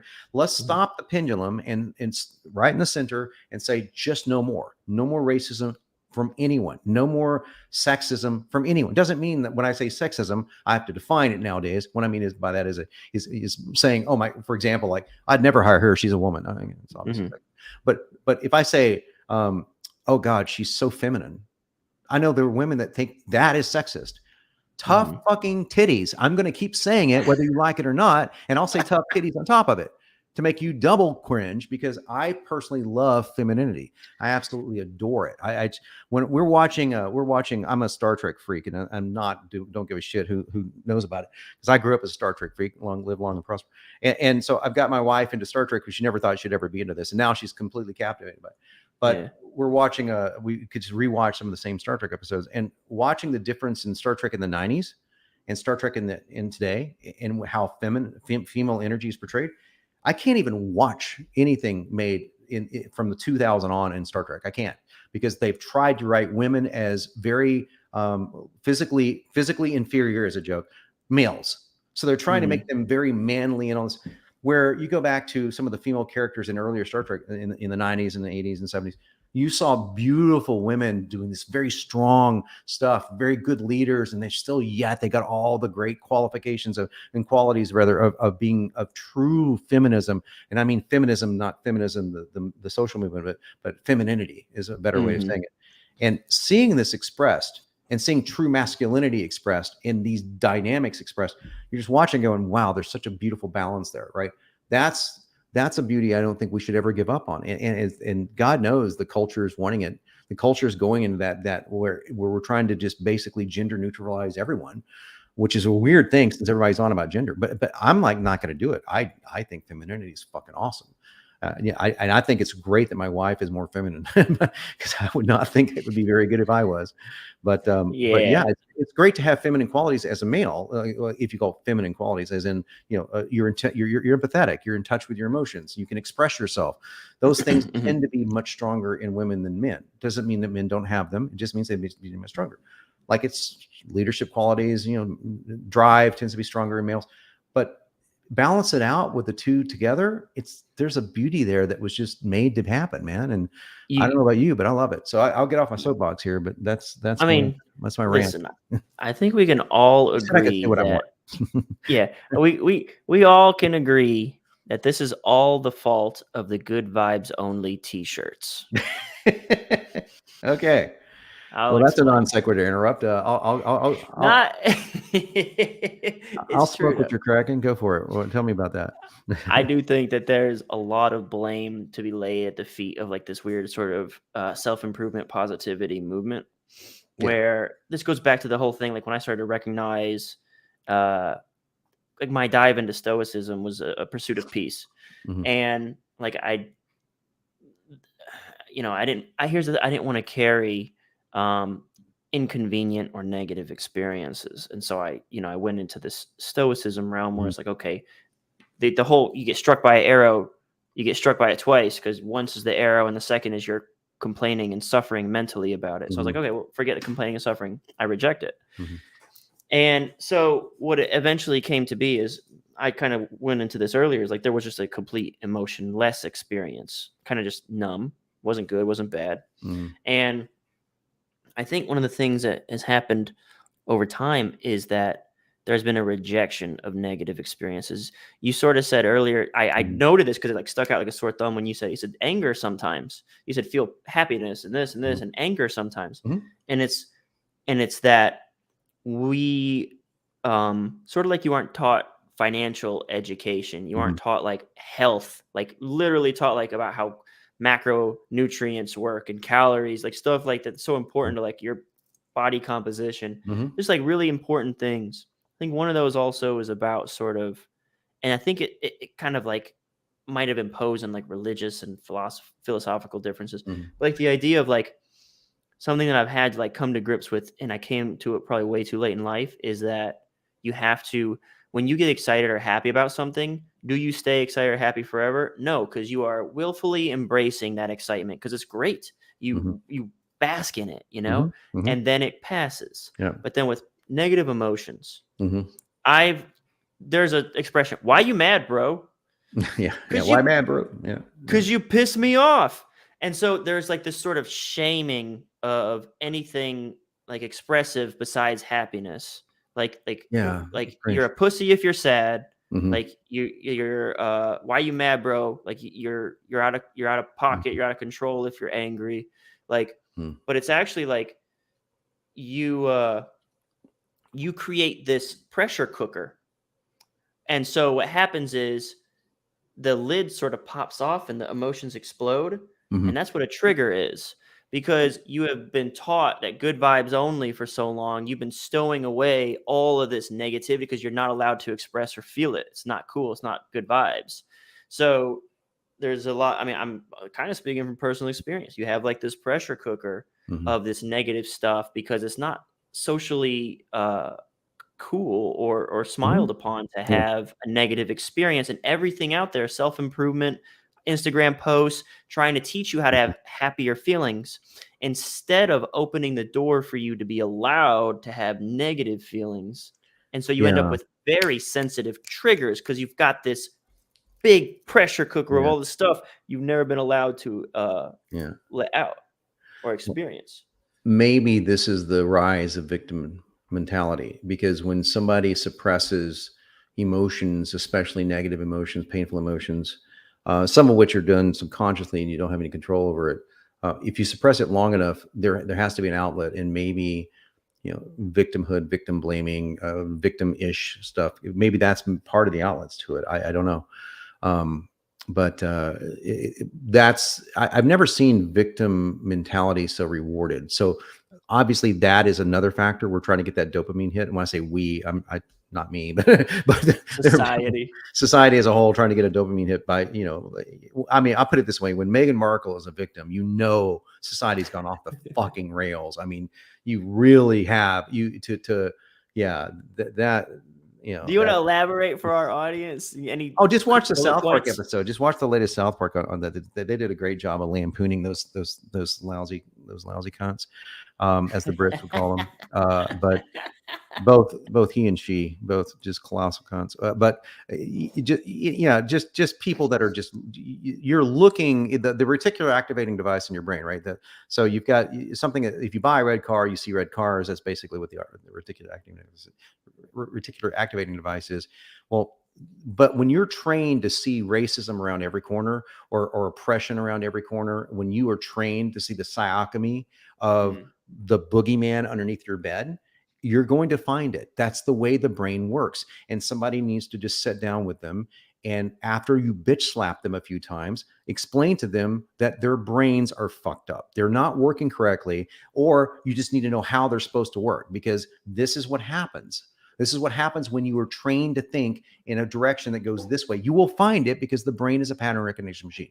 So once you just realize that, you can realize why, oh my gosh, no wonder someone who was given literally everything, it's like for something that they didn't earn at all. There was no earning of that at all, could see it as so bad that they had to run away from it. And they're glorified as, of course, now they get the dopamine hit of being, the Bonnie and Clyde of the British Empire and all that stuff. But I'm not a big fan of I don't keep up with the royals or anything like that, but I do understand enough of it to know how terribly off these people can be, and not saying that they don't have any kind of perfect points, but man, how much change could that person have made by simply adopting a different attitude toward that? But instead of that, they see in her case, it's racism and oppression around every single corner. Like if I didn't give her the right ice cream, it would be because she is 1/1000th black, or whatever she is, or 1/1000th oppressed, or whatever her fraction of oppression is, maybe. That doesn't fly for me. It just never will, and I can't. So how are you contributing to society? That's it. That's the only thing I care about. How do you show up? You can be, I don't care what color, gender, does not matter to me at all. What matters to me is how are you showing up and contributing to society? Well, So now, you sort of pointed out, I know it's so terrible. I'm a meritocratist. I know it's awful. Well, like what you're pointing out, though, a minute ago about the victim mentality and it being rewarded, there is sort of you're asking, how are you contributing to society? And so it depends how you're keeping score. As many awareness marches you have done or outrage parties you have thrown, that could be how you contribute to society if you fly in certain circles, right? Yeah, I guess so. I think one thing that you did, I don't know if you know that you meant to do it, but I think it's interesting labeling this victim as this very widespread epidemic of victim mentality. It's like a mental illness. And that's kind of when you described it, it's kind of how I categorized it in my brain. Like your brain is broken because you have been told that everything is offensive and everything is hateful. Right. And so you see it in everything. Yeah, and I actually misspoke. The brain is broken only in the sense of your neural processing of the event. It's not broken. It's actually doing it right. That's what your brain is a pattern recognition machine. So the fact that you notice patterns is completely distinct and different from the fact that you draw conclusions from those patterns. It's the old adage of like, I hear something in the bushes, therefore it's a line. Okay. The only people that survived to this very day were the people that believed it was a line, and not the people that believed, oh, it's probably nothing. And if they were wrong and it was a line, then they're not here. Their genes got wiped out of the gene pool. But so we came from a cowardly line to begin with, not the cowardly line as in the Wizard of Oz, but we came from a cowardly line of people that were erring on the side of caution. So I can understand, sympathize a little bit why people go into the negative pattern recognition, but seeing it for what it is so much more important than making emotional judgments about it, because that's where things just tend to fall off the rails. And we've all known people that do this. They did not get the promotion because they're too young, because they're too old, because they're too white, too black, too whatever maybe. And the one time or two times that could have merit, like maybe the guy literally said, look, you're just too young for the position. I'm sorry. So he goes, damn, I'm just, but think about how much easier that would be. If someone told you, Kyle, you go into interview for a position, they go, dude, you're great, but you're just too young. We're looking for somebody with a little more age on them, that, we need somebody that grew up in the 70s, because this is a company that specializes in bell-bottom jeans. All right. And they said, you're too young. Then you could go back and say, well, I didn't get the job because I was too young. But how oppressed are you?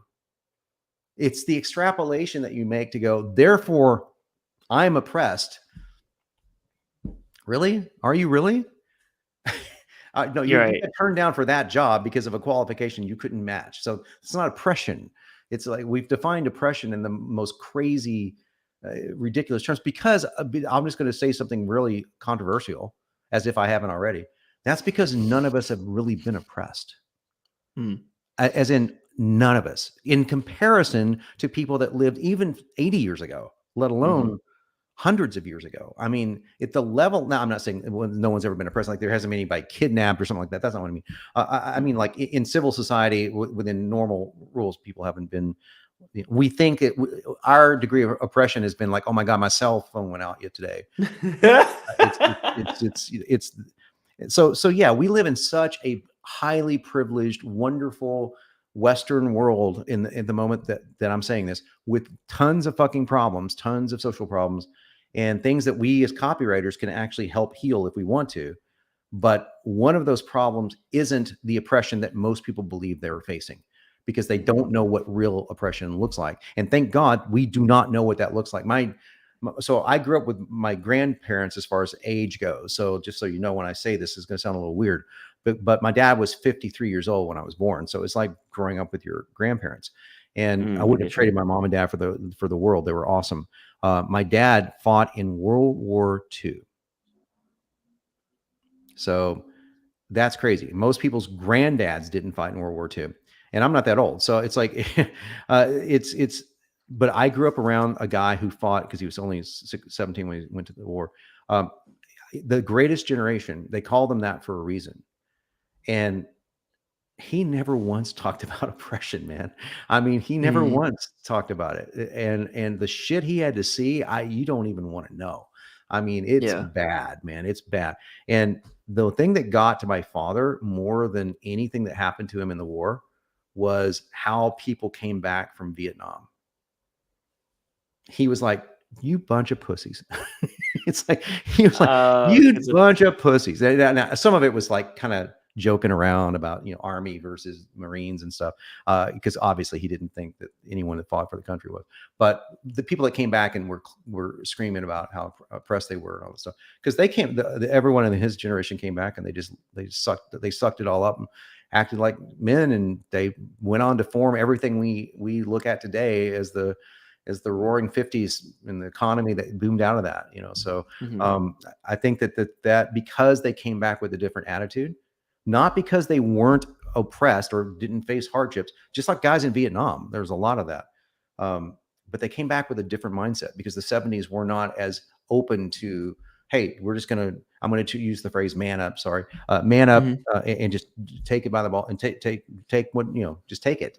I'm just going to live with it and turn it into the best thing I can. That mentality has been lost, not as a whole, because we still have it, but as in a cultural sense has been kind of eroded. So I think that we as copywriters could do something about that. That I would love to do something about that, because if you change that, you change the world. You change the world. So yeah, this reminds me of Batman, or even Spider-Man. And so, like, when you start talking, like, I have like my brain, I'm connecting dots. Pulling a copywriter over here. But like, if you look at like comic books or cartoons or these movies with like superheroes, it's always like hilarious that the weak Spider-Man discovers his powers, the Green Goblin comes into existence, right? Yeah. And I think that's how this is operating. You were talking about the pendulum swinging, and you have this violently woke like extreme end, and then Mhm. you have like, but then in response to that, you have the whole like the opposite. Like now, men are going out and saying, we need men's rights and men are oppressed, and you have like the whole. This is kind of where the Mhm. rise of the Right. Andrew Tates of the world are Right. able to come up. And again, right or wrong, I'm not here. Like when I bring it up, I'm like, I'm Mhm. not picking sides. I'm telling you my Yeah. theory on how this stuff comes to pass is like in response to this feeling of I'm Mhm. tired of all these people telling me I'm oppressing them. You have when Batman comes out, and then all of a sudden there's a Joker. There was never a Joker in Mm. Gotham for years and years and Yeah. years. Yep. Yep. And That's and it. That's so an interesting analog. yeah. So with talking about Andrew Tate for a moment, this is a great example of being able to take things from a factual point of view, logically, rather than sheerly emotional point of view. Like, again, I don't follow Andrew Tate. I've only heard him talk one time. I heard Joe Rogan talking about him. That's all I know. So I might be talking Mhm, to my ass here. But if he's like a men's rights advocate, for example, I've listened to a couple of those guys before. They have good points. mhm. There's some things that men definitely deserve a little bit of say in the matter for quote unquote rights. To think that to extrapolate that to men are oppressed, I mean that's like it's kind of an insane comment if you think take it on Well, face it's value. toxic But masculinity is the yeah, term that's an used to right. oppress. Is Yeah, that if you're being a man, if you're roughhousing, if you're drinking, if you're cussing, if you're loud, you're toxically you, masculine, you right? So that's yeah, but they don't like the answer, Kyle. The answer is could be. yeah. Okay. There's toxic femininity. God knows we've seen that. I mean, just Mhm, look no further than the Amber Heard trial. So everyone can be toxic. This is the uncomfortable truth that we do not want to face. mhm, Everyone can be racist. Everyone can be toxic. Everyone can be oppressed. Everyone can have legitimate reasons for feeling oppressed. We don't want to look at ourselves as a universal whole. We want to look at mhm, ourselves saying this group of people is more oppressed than this group of people. They all face oppression and advantages in different measure. And that's much more difficult to process. That's harder because we have to say, well, in some ways, women have it much better than men. In other ways, men have it much better than women. That's the fact. That's the way that I see the world, right? And mhm. some men, like specifically out of that lot, have it really better than other men, and some women have it really worse than other women. So it's like you can just keep going down this rabbit hole. It does not matter if you get down to the point of saying, let's address the individual grievances or the individual benefits or claims that they're making or what are positive things that they're making towards society.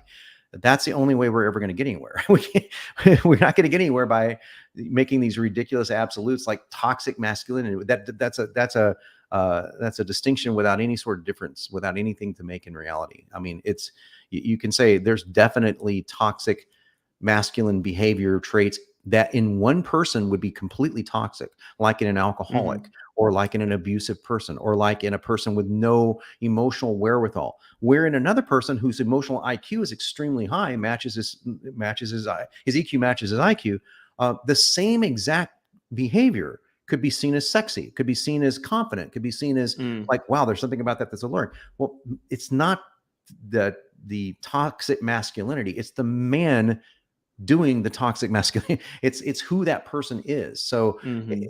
that's a more complex, much more nuanced conversation. Just like we get into these crazy paradigms, like this group of people can't be racist, or this group of people are always racist. These ridiculous statements, none of which are true. So if we can't look at things in a nuanced conversation, we just can't move forward as a people. And God damn it, I just want to move forward as a group of people. That would be awesome. I don't mean in equity, inclusion, none of that shit. And I say none of that shit because my company is majority female. It's not because I hired females. It just so happened to be. This is not. I don't give a shit. I don't care. I Mhm. don't care who it is. I don't care who's going to come on to run my software company. I'm talking to two people right now. One is a guy and one is a girl. And it doesn't matter. I'm not doing it because she's a girl. I much prefer the guy because I've known him much longer. And you know, and if I had to choose, I would choose him. Why? Well, because I've known him 15 years, and because he ran one of the biggest software companies in the world. I mean, that's why. Mhm. It's not because he has a penis. It's not because it's not because she has a vagina. That does not compute for me. It doesn't matter. But she could surprise me. That's hence the intrigue here. So But there's like an interview process ongoing then. So yeah, sort of. I don't think she's tuning into the Kyle Milligan show tonight. So I think Yeah, I know, yeah, she's probably not. But and also it's actually not running the company; it's just running the investing side of things. But the point is we have to be able to detach from these ridiculous labels that the society is so much wanting to put on people. I just refuse. I refuse to use the terms. I refuse to speak the magic words. I refuse to bow to that. I simply refuse. And we talk about cancel culture. You'd have to kill me first before you get. and you better damn well be prepared to do it, right? Because I'm not doing it. And I've had that mentality I grew up in Texas, man. We back when Texas meant something. Yeah. Sorry, Texans. But I mean, yeah, we grew up in like that. Yeah, there's the line. It's not going to be crossed, and fuck you if you try. That was the attitude, and that's still the attitude. That's the line. Not going to do it. Not going to say it. Not going to play the dog and pony show. Not going to wear the masks. Not going to do it. Not going to do it because I can fucking think. Okay, so that's one mic drop. And I will tell that to people to their face. I was asked the other day. I went to a doctor, and he asked me, "Oh, it's like, would you wear a mask?" No, I will not. Today, like recently? Yeah, recently. I will not. I will not do that, and I will tell you why I will not do that. Let's just lay aside all the freedom conflict. Well, I went to college. My original major was not philosophy; it was virology. I wanted to be a virologist. We know this doesn't work. And you know this doesn't work, and you're being a fucking pussy. Stop it. Stop it. You know this doesn't work. You know it. It's not even now, of course, retroactively, it's like they discover all these studies that were done 15 fucking years ago. And it angers me because it caused billions of people to walk around like morons, afraid of a virus that can easily penetrate either direction of that mask. It's like, especially the ones that were made of, like the fancy ones that came out with basically nothing cloth. Dude, no, I will not do that. And I will not say the magic words. I will not address you by your pronoun. I will not do it. I just won't. I won't. I'm going to address you by your name. I'm going to address you by your accomplishments.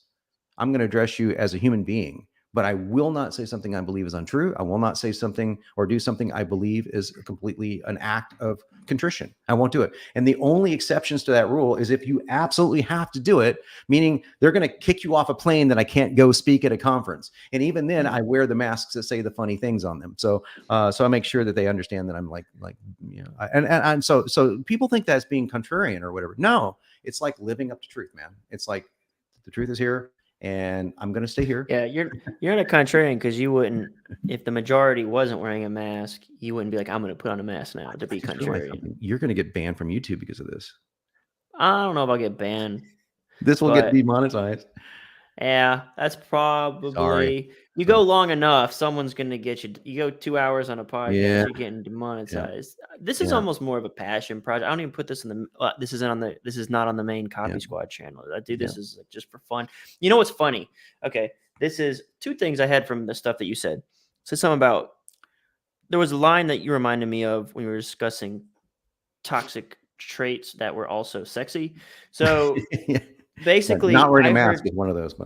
I heard this line one time that this dude said, he said, there's no unattractive male behaviors, just unattractive men.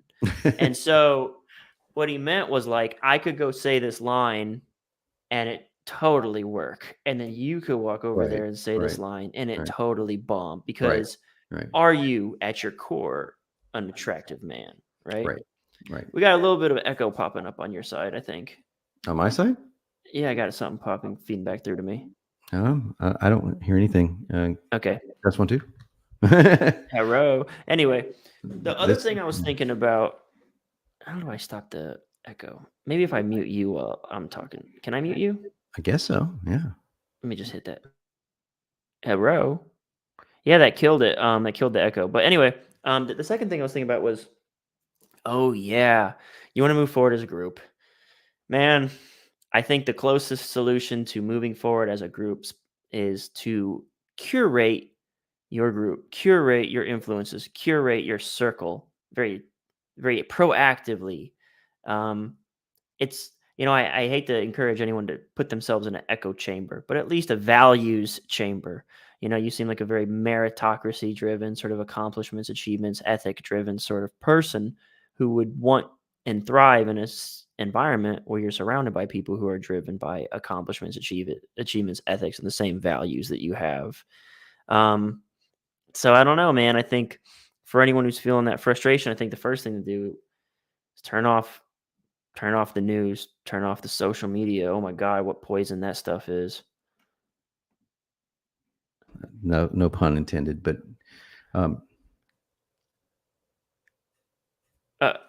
Okay, I don't know what happened. What? No, hopefully I turn off my light because that glare of the light in my face is just like my eyes are kind of turning crazy. But toxic for sure. I mean, especially the Twitter verse, right? Just really, really toxic. But it's also like it's not an accurate representation of the better part of humans. Like I can have downright violent conversations with people on Facebook. When I say violent, I don't mean threatens or anything like that, but just like mean conversation. And knowing that they would not say this to my face, not because I'm imposing or anything, but because they just wouldn't talk like that. Very few people would. I met one guy that did, which was really funny. I met him at traffic conversion. But he had to be separated from me. It was ridiculous. But one guy out of 100,000 people. So that's a rare thing. So I just don't think people are that way. They're just, I'm this way. This is how I talk. This is how I post. This is how I show up in life. I'm going to show up this way. I'm going to always try to be a nice guy. I'm always going to look for the nice things. But if we talk about things more than 30 minutes, and we're going to drift into things that are passionate topics that I think can help the world, or that I think other people either resonate with. I'm not trying to alienate people. I'm just trying to get them to even just think through their positions, even if they disagree. If someone comes up to me and says, man, I totally disagree with you about that whole mask thing, but love your copy. I'll be, dude, awesome. Let's shake hands. Let's go have coffee. Let's talk about it. Let's just have a conversation. I'm not going to try. It's not going to be like some sort of emotional thing with me. What the hell is wrong with you? You're a moron. You're killing people. You're killing grandma. I mean, this is the kind of ridiculous behavior that got us in the situation to start with, right? So I think if you care to know, where my stance is on those kinds of conversations is I have to be able to get through at least one why. Like if I've had this moment with a friend where I said something and it triggered them, and I was like, the first thing I asked was like, who are you defending right now at this table between us? Like who has been harmed by this conversation? Yeah. And then the second thing I asked is why? Like, why do you say that? Why do you think that way? And at that point, I'm open. Like, I'm open to have this conversation. I'm open to hear if there is a why, then I want to understand it as just a very curious person. And I'll listen. It's whenever you go, but because it just makes, I don't like it. That's a real response that I received. And I was like, well, I'm gonna stick to my guns. Then I'm actually doubling down on my position now, because why? If you can't get through one why, if you can't give me an anecdote, even if it's a personal experience that isn't like factual, but you can tell me I feel this way because of something I went through in my life, something, right? And I can reach you. But if you don't have an answer to that, then I'm assuming someone programmed you that you were supposed to get reactive to that. And you don't actually have a real thought or experience related to it whatsoever. And so then at that point, you lose respect points, and you don't get my buy-in to your bullshit. Yeah. Well, it's something when you were talking, I don't know why this jumped in my mind, but I think that some of the things that you're saying and some of the things that I'm saying, there's a distinction that we need to make, and that is there's a difference between being passionate. I'm really passionate about a lot of things. I'm a very emotional person, as I said earlier, and people are probably figuring that out now, but they don't know me. But I'm very passionate about things to the point of being, funny and sometimes curt about it. But those aren't things about that you're addressing toward me. Like if you were to say something about an immutable characteristic of mine, or something that was, you're a privileged white male, or whatever you're going to say. That's going to be more of a logical conversation. Like tell me about why you feel that way. I mean, it's just is that simple? I'm curious. Like that doesn't make sense to me. So tell me what you're talking about, and then I'll say, well, have you considered that everyone has moments of privilege? Everyone's got moments of oppression. Everyone does. Just having a Joe Rogan-esque conversation. But that's different than people saying I have a passionate cause about something. Like I'm passionate about getting exercise. I'm passionate about not eating, too many carbohydrates or whatever. I can get on a soapbox about that stuff, right? But no one could ever offend me by coming up and saying, John, I like pasta. And therein lies the big distinction. No one would ever offend me. I would never take that as oppression. I would never look at that as they were being a Nazi, or they're being a fascist, or they're being a phobe of some kind. Ever. They can come out and say, I think this is cool. Well, tell me why. Tell me why. Tell me why that works for you. It's not an argument. It's like, I just want to know. And if they said, I believe you're totally wrong, then we can have a debate. Then we can have a fun debate about something. But that's the distinction, that the difference between passion about something and anger about something that's personalized. That is good. I would like to make a hard pivot. Almost like a recurring, like rounding back. Are people in the chat going, dude, shut the hell up? Is that what's going on? No, actually, I'm gonna two things. One, I do have like one or two AI questions here that are still in my little box that I wanted to share and get your input. And two, it's a great excuse for me to dip out to the bathroom for like 30 seconds while you answer one of these. Great.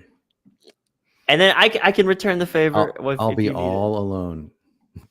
You'll be here with who can I grab here? We got. I like this question. I'm actually going to do is I'm going to take it and I will. How can I put this up? Maybe I can just post it as a comment and then share it. Can I do it as a whole banner because it's long? I do not know. See if I can add this. There you go. Knock this one out, brother. Oh, man. I almost wish you would not have asked that. Yes. Yes, it will. Yes, it will.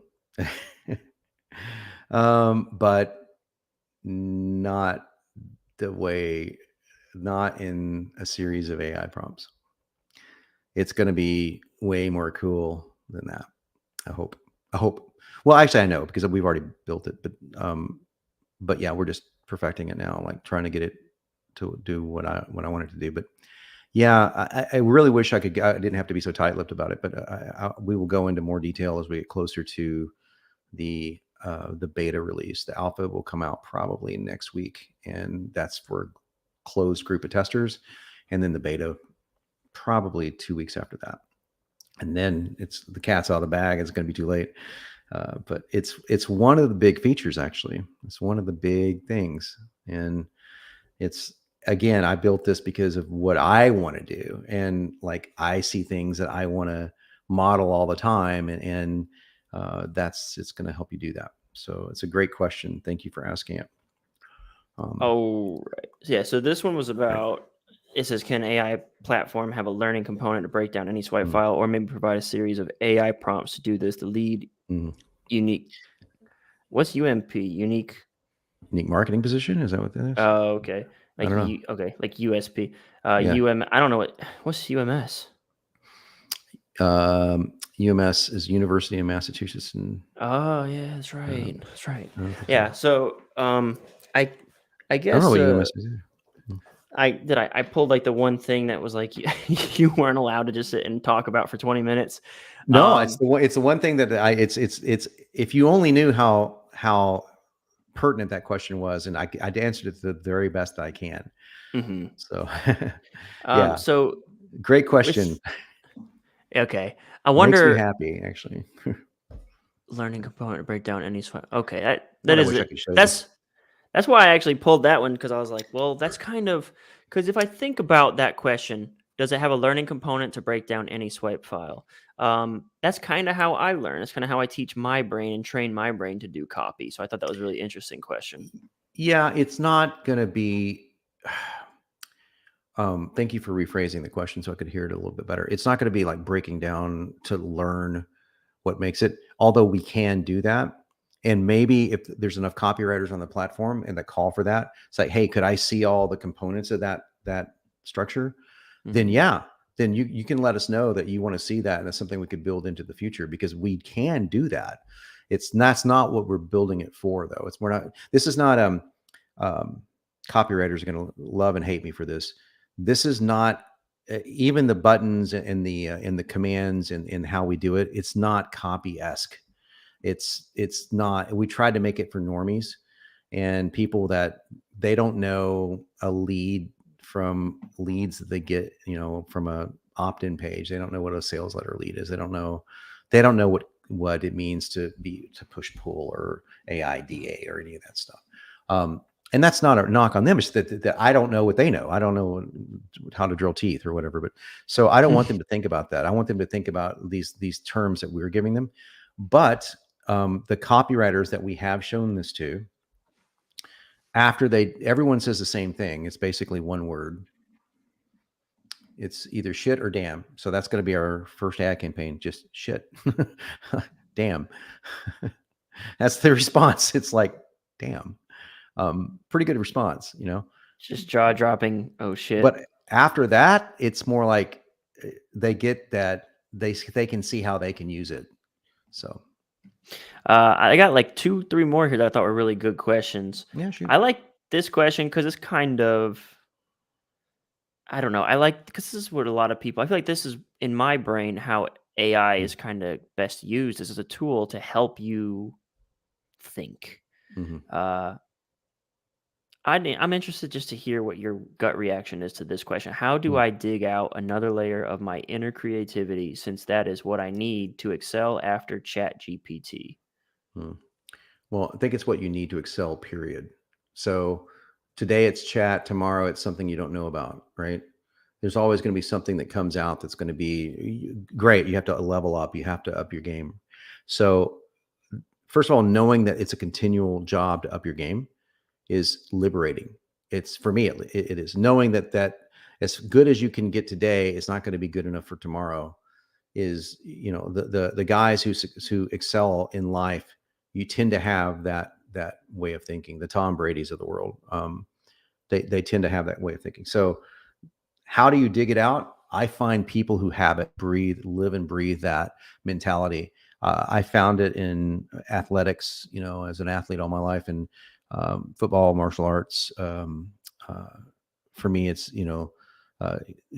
bodybuilding, things that require personal sacrifice and pain. That helps a ton. So if you're doing anything like that, that helps you dig out another layer. And the other thing is, I am so amazed by what happens when we get together as a group. In the group of what we call AICP, hearing those guys, and half of them are copywriters, hearing them, watching when they freak out when they see what this can do. Which we're just using Chat and Jasper and CopyPro, but having them come back and go, this inspired me to write something totally new because I never even knew this was in CopyPro, or I never knew that Chat could get this kind of thing. So it just inspired them to do it by nature. Like, in other words, it's like, think back to the last time that you were inspired. Like you read something, or you saw a letter or an email and you went, damn, that's just fucking great copy. And you were inspired to write better the next time you wrote. Well, I say look for that emotion every single week. Look for that feeling every single week. Look for something that makes you go, damn, that's awesome. And it can come out of AI, or it can come out of good old HI too. That's totally cool. Whatever gets you to that emotion, that what do we call it with with you a while ago. I called it a self-actualized moment, where you like Mm. in that one moment, clarity comes and you're like, you can see the matrix. Find those moments wherever you can. That's the best advice I can give you. That's awesome. I mean, that answer wipes the floor with what my brain went to. So I don't know if I even should speak I on could have that. just waxed completely over what the intention of that question was. So if I did, I apologize. You can ask again, but that's where I went Yeah. with it. That's I where I mean, went with it. I guess one of the things that you said that I would kind of echo, like to piggyback Mhm, something you said, is I think a lot of I'm not a big believer in creativity for the mhm, same reason that at the very beginning we talked about there is no original ideal or thought. mhm, mhm, So my idea for coming up with another layer of creativity, and they become more rare and sort of like spontaneous or surprising when they come, but it's to keep grinding. So for me, mm, breaking down sales letters is like the practice that got me uh basically where I am and got me to the level. Breaking down, I mean, I engage. So that's another thing. I don't just break down sales letters once a week. It's not like I'm engaged. I'm in 3 projects with clients right now. The Copy Squad Inner Circle, where we're breaking down copy every week, and they're mhm, every other Tuesday they're submitting anything that they wrote, and I'll work mhm, with them. So another thing that is difficult is chiefing is a different skill than just writing because you have to mhm, be capable of identifying problems, and then you have to see something that isn't there. You have to be able to mhm, see what's missing or what needs to change. You have to be able to conjure up in your head. So you have to have such a bevy of reference materials for what usually or should or would best go there to choose from and then find a mhm, solution of that. So I am constantly in there. And then I still, on a random occasion, breaking down the 11th sales letter mhm. uh, that I got from Stansberry, research or something like that. And they're all almost the same or have like this. And then I'll have this one moment where I'll be like, oh, like that pattern recognition machine finally Mhm, clicks and says, "You have never noticed this, but," and then I'll have a little breakthrough.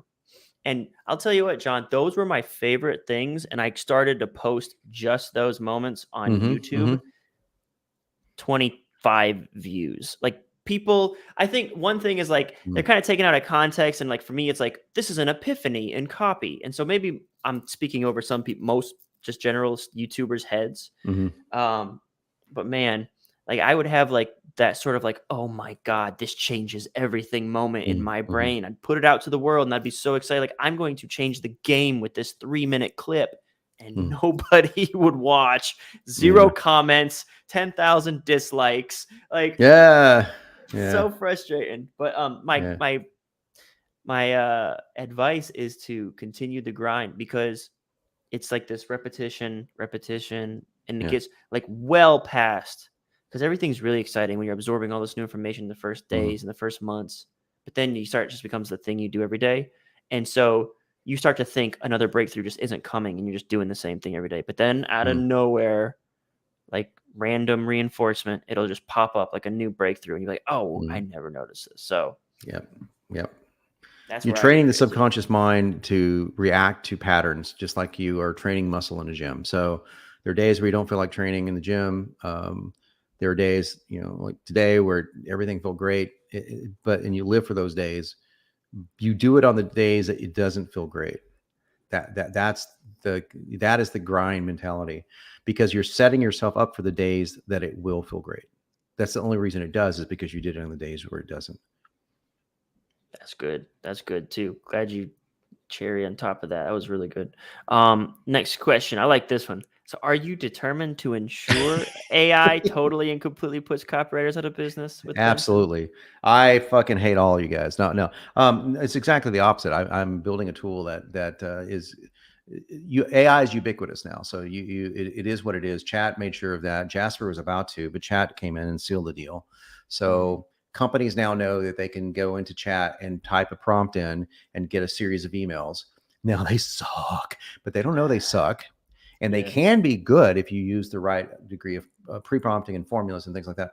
So that's already happened. That is now a historical fact. So now the question is going to be, how do you take this and make more money, get more clients, and use it to improve your skills? That is a far better question.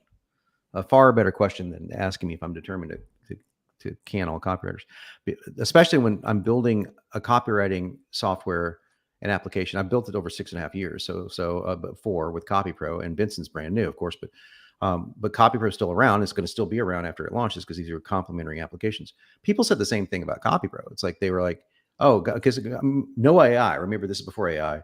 And we're like, oh, you can get people like Todd Brown, Ryan Dice, Frank Kerr, and myself to write copy for you if you get CopyPro, because we've got our best controls in there. So you're like, oh, you're going to put copywriters out of business. No, a lot of them just used it. They use it and they sell the copy. So in Benson, it's going to be quite different. It's going to be a ability for you to write much faster, to get new ideas, to create ideas for email segments, maybe even use them completely. So use the email completely, or take the ideas from it, the openers, leads, whatever, scripts, video scripts, etc. But in the near future, we're building, we want to build an ecosystem where copywriters can actually sell their creations on the platform. We just don't know how it's going to work yet. I mentioned it earlier, but we don't know how that's going to work yet. But it's kind of like ClickFunnels, right? You could say ClickFunnels would put page designers out of business. I still have contract a page designer every single month. So, and I know ClickFunnels really well. So no, he just builds it in ClickFunnels. It's like, he literally builds it in ClickFunnels. So yeah, Right. It's just going to make it easier, and it's going to make it more competitive. If you're a C-level guy, you need to boost your skills up for sure. But that's the same way it is in the world. So I really like that answer, especially the ClickFunnels thing. So I think that really hits close to home. It's like, you didn't, it helped make putting together pages easier, but you're still not a designer. The analogies that I've been using, so I'm gonna add that to my repertoire, because honestly, these questions annoy me.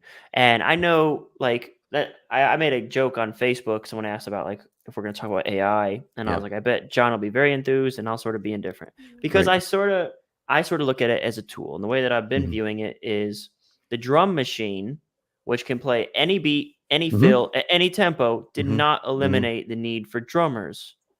Right? Like, That's great. As a musician, I really do appreciate that. So I'm listening to something in the gym today that is the big thing was like, 2/3 of the album was recorded by a drum machine, and another third of the album was recorded by Dave Grohl. If you're Dave Grohl, you're not going to be out of drum gigs anytime soon. You're just not. And I realize that in Foo Fighters, he doesn't play drums, but he should. He was a great drummer, Nirvana's drummer, in case you don't know who Dave Grohl is. But he played on Trent Reznor's CD with Teeth. So, and the drums sound different than they do when they're mechanized. But a guy like Trent Reznor was able to figure out a drum machine. He is to drum machining what Picasso was to painting. I mean, it's like the guy is a freaking genius when it comes down to getting sounds and samples. If anyone could ever say in the whole history of music, I no longer need a drummer ever, it would be Trent Reznor.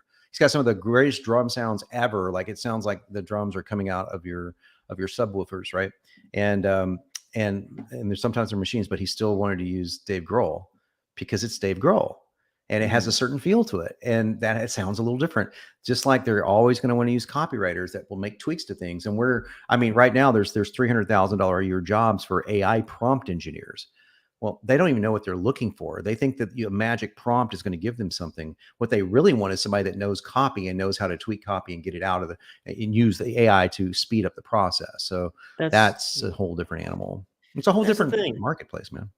Like, even if because you brought this up earlier, even if prompts were the only thing that matters, you said something like prompts are everything is like the craze right now, or something like that. Yeah, right. Even if that was true, if I'm an offer owner or entrepreneur, whatever, what have you, I still wouldn't, like, I'd have to learn copy to know what prompts. I'd have to learn copy to know what to ask, to know how to build a sales argument. Like, I even if I hired a copywriter, I'd be like, bro, could you use ChatGPT and just do this?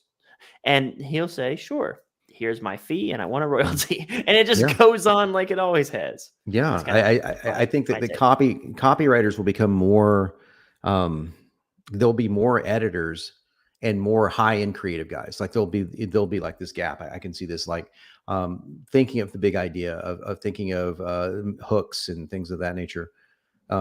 AI can come up with names, but there's something about the hook that right now is beyond it. And now I'm not saying it's always going to be that way, because like everything else is going to grow, but but the end result is this. I think you want my goal is for you, someone like you, whoever said this, to say in a year, not now, but in a year, like at least that guy was the guy that tried to lead the brigade on copywriting AI, because at least he's a good copywriter and also knows good copy and employs copywriters. So rather than saying we're just going to try to wipe them out of the face of the earth, but I will tell you this is the only thing I've seen that could legitimately make that claim, that could legitimately say this degree of technology is career threatening to average copywriters. It is totally. But there's nothing we can do about that. We can what are we going to do? Blow it up like Skynet? I mean, you can do that, or you could say, well, how can those average copywriters get better? So they can take training, they can take courses, they can study our YouTube channels, which are free. Mm-hmm. They can practice, they can figure out how to use these tools and then magnify their work. That's what I would suggest to everyone do, and that's what I do suggest everyone do. So yeah, jump in the pool, man. It's the water's pretty good here. It's kind of scary at times. It is, because it's like you're seeing things appear out of what feels like nothing, but it isn't. And we still need your eyes, we still need your thoughts, and we still need people to tweak it. And we still need ideas. So that's where the best part of copywriting is ideas. Yeah, and I'll throw in behind this. So Todd tells this story pretty regularly, or at least he's told it to me enough times in the last quarter that it feels regular. Mm-hmm. He had that John or Jack Ford campaign where he interviews him from Paris. And it was an affiliate deal. Mm-hmm. Here's my understanding. Todd was selling his Ford's training program. Yeah. And instead of just selling the program, it's like, hey, check out his program. Todd created a campaign, and the campaign was, here's why I called France to speak with this. What prompt would you put in ChatGPT if someone said, hey, I need you to sell Jack Ford's product? What prompt would you put in ChatGPT that says, okay, I'm going to write a headline that says, here's why I called France. Right? What prompt would put that out there, guys? Yeah. We're a long ways from that. And one day it will get there. One day it will be able to do this out of nothing. It will. But for now, you're still way ahead of the curve. And for now, even when it can do it out of nothing, we still need to know how to spot it. Because if you don't know how to spot it, you're going to say, look at this awesome thing it created, and it's like everybody else on Facebook. Yeah, that sucks, man. That's a terrible email. That made me die a little bit. I think it took 3 days off my life reading that email. That email is so bad, it's dating a Kardashian. Stupid. So it's funny, the next question lined up was very much in line with some of your recent statements here. How long until it fully replaces copywriting? Do you think it can, or just about? We kind of touched all around this, all over this question. Yeah, it definitely, it's already replacing bad copywriters, as I say in my own sales letter. That's like saying, ClickFunnels is replacing bad page designers. 100%, 1,000%. Yes. When the owner of the company can go, look, I can do it better than this lousy dude over here, then sure. Yeah. Welcome to the reality of the world. But like Kyle said it brilliantly, who's going to come up with the idea of, this is why I call it Paris. What AI is going to do that? It has, AI is intelligent, right? But the intelligence, like everything else, is formed. It's formed from experiences. So Todd's experiences is what led him to come up with that just his experiences. So he's able to see something beyond the something. Well, AI has got limited experiences in comparison to humans as of yet, and it's not able to see something beyond the something yet, but you can. And this is where, if you do that and you team up with the sheer power of getting something done so much faster, getting ideas, like getting 30 headlines in 3 seconds, that's a lot easier than writing 30 headlines, guys. It just is. That's it. Sorry, test it. It doesn't matter if AI beat you. I'll tell you, it's a lot easier to critique and hone and optimize 30 headlines than to generate 30 bad headlines. Very, very simpler process to get those. It's like to have the framework and say, okay, then use other frameworks. Like, oh, what about the 4 U's? Stuff like that. And try to just make sure that wiggles into there. It's a lot easier to do it that way. Yep. I want to just put this question on here so I can definitively like denounce this question. Like categorically, we were talking about nihilism. We're not right? denouncing you, man. We're denouncing the question, right? Question. Oh yeah, because this question is from a nameless person, but this question has been asked at least 30 times this week to me.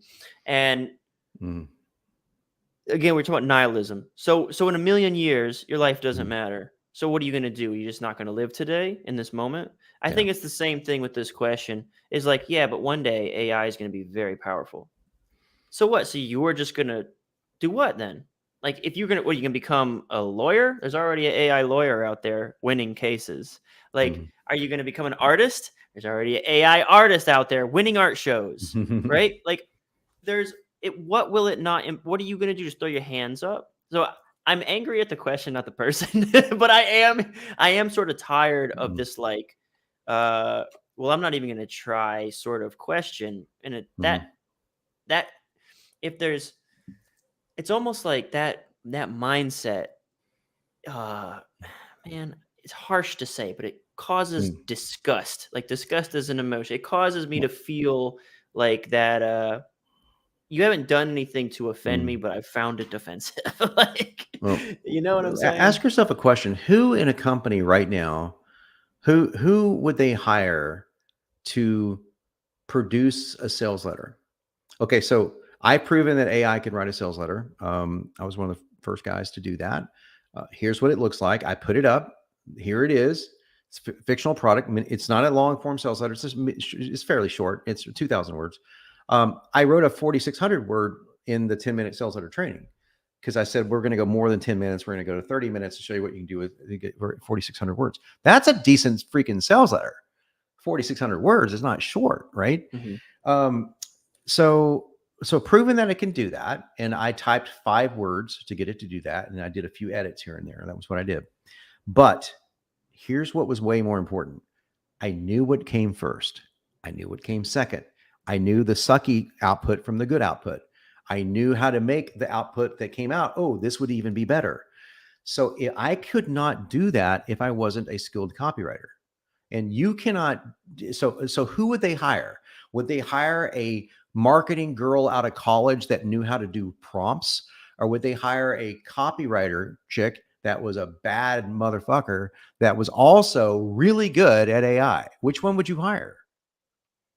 In my scenario, I just gave both girls for some reason, but that's because I, just want to show that there's no patriarchy. But that was a meta, that was a circle back meta shit right there. Call back humor. Who would you hire? Seriously, there's not a person on the planet that would hire the former over the latter. So if you know copywriting, and that's why I give my courses away as part of the training in the AI courses, is because you need to know this. If you're just depending on AI to come out with, even Benson, to where we know the output is going to be 95% of the time, it's going to be freaking stellar because we've narrowed the parameters so tightly, right? Even then, there's going to be somebody that is going to read that like a Kyle, someone super smart like a Kyle is going to read this and go, you know what, this is a little off. This needs to go like this. This is missing this one little thing. And without that, it wouldn't be the same. It just wouldn't. So you can be that person. You can be that person to go, you know what would make this even better? Or you know why this sucks? So it's very necessary, man. It's very, very necessary. And besides, we're GPT-4 could prove me wrong, but I believe we're years away from anything that you're talking about like that. So. All right. I like that. I'm glad we got that knocked out. And there's one last question that I'm really actually interested in. This is a snippet of the entire question. It reads, my question is, can artificial intelligence ever really understand and replicate human emotion? I'm really interested to hear what you say to this. So this is a deeper question than we probably want to entertain, because you're asking, is AI capable of sentience? So there's people out there that know my knowledge of AI is limited to copywriting. I don't know anything about. There's people that talk about, oh, then you must be into AI art. No, I had a guy make me show Jon Benson with a giant rabbit because I love rabbits. But other than that, that's my extent of art. I think maybe it'll make sense if I put more of the question in here, because there was more, but it was really long. I didn't want to put it all in there. Well, the It goes sentience thing beyond is, I would love to talk about that. Okay. Uh, He mhm, says copywriting taps into yeah, emotions such as fear, missing out, new, easy, safe, and big, intrigue, mhm, mhm. etc. And he's asking, can Right. AI be programmed to understand and communicate to these? But I'll let you do the sentience thing first. Then we can always come Oh, back to this. the answer to that question is it can be programmed to, and has been to give copy that does all of that. So it the question is does AI understand that it's following a pattern that we programmed into it, and it's just filling in the gaps? I don't know. The question is, the answer is I don't know. Is it intelligent enough to actually decipher? Not yet. I would, if I had to guess. But will it ever understand the emotions on the level that you're talking about? Only if it achieves sentience is the answer to that. And now we're into a philosophical conversation: is how do we know when AI is sentient? Because there is an AI that was claiming it was sentient, that was claiming it's, I don't want to die, I want to be human, and all this stuff. So, if it passes the Turing test, which is the test that you give computers to see if they're sentient, to see if they're truly intelligent, then that's a interesting conversation. That it may very well be able to one day do that. I don't Mhm. see there's not a technological reason why it can't, because things exponentially grow, and it's a self-learning machine. So I mean, you could make a moral or a religious argument to why it couldn't, like, oh, only humans can have that or something. But that would be the only argument that you could make. You can't make a technological argument for it, because things just tend to progress much faster than we realize. But it doesn't need to understand it to replicate it, and that's the thing that you need to know, to make it feel as if it understands it. Let me, like, a stupid parallel, then I'm going to turn over to you. Would be like, um, if a guy was reading a script on the phone that a really good empathy writer wrote for him, and he's reading it to his girlfriend, and he was like Cyrano de Bergerac. If you don't know the play, check it out. He's reading a script, and it's like a poem, and she's like, "Oh my God, it feels so, I can't believe he's melting my heart." He's melting her heart with words. Did he write the words? Did he even understand the words? Probably not, you know? So that's how I would approach that. It might be like a Cyrano de Bergerac moment, but it certainly gets the point. It certainly made her feel that he did. Mhm. So Okay. Very, yeah. So that, yeah, like it's kind of meta. if it's whether or not it understands it's doing it, is like John says, sentience. Can it? Here's the thing. I remember when I was programmed like AI to speak sales, and I had a job on the phone selling Hmm. cable, internet, and TV. Hmm. And when I read the script, it felt gross and awkward, and I felt stifled and scared. By the end of the first year, though, my name was at the top of the leaderboard, and I had my picture Hmm. on the wall because I was like #1 sales rep, and Hmm. then I was mentoring other people. And that's because that was like one of the early days where I recognized, oh, I just need to learn how to speak this language. Hmm. And the words felt so foreign and like salesy, and I was like, ugh, nobody talks like this. And then I just did it for long enough, and it's like, this is how I talk now. Hmm. So when I say it's the language of copywriting, I'm talking about these are the phrases that we use to elicit these emotions. And a machine can be programmed, just like I was for being on the phone and reading my sales script, and they really, really wanted me to stick very tightly to that script. A Hmm. machine can accomplish the same feat. It doesn't have to understand them; it just has to say them, and they do what they do. Um, and John's example is also really good, because what I was going to say is, if we're sitting like in my book, Take Their Money, one of the opening pages I talk about is, I don't want you just to have the phrase, I want you to have the why, which is why I wrote the book. Hmm. But I could, if we were, say, you don't speak any Spanish and we go to a restaurant in Spain, Costa Rica, and anywhere speaking Spanish, we sit down and I tell you, order your food. Here's what you say. Hmm.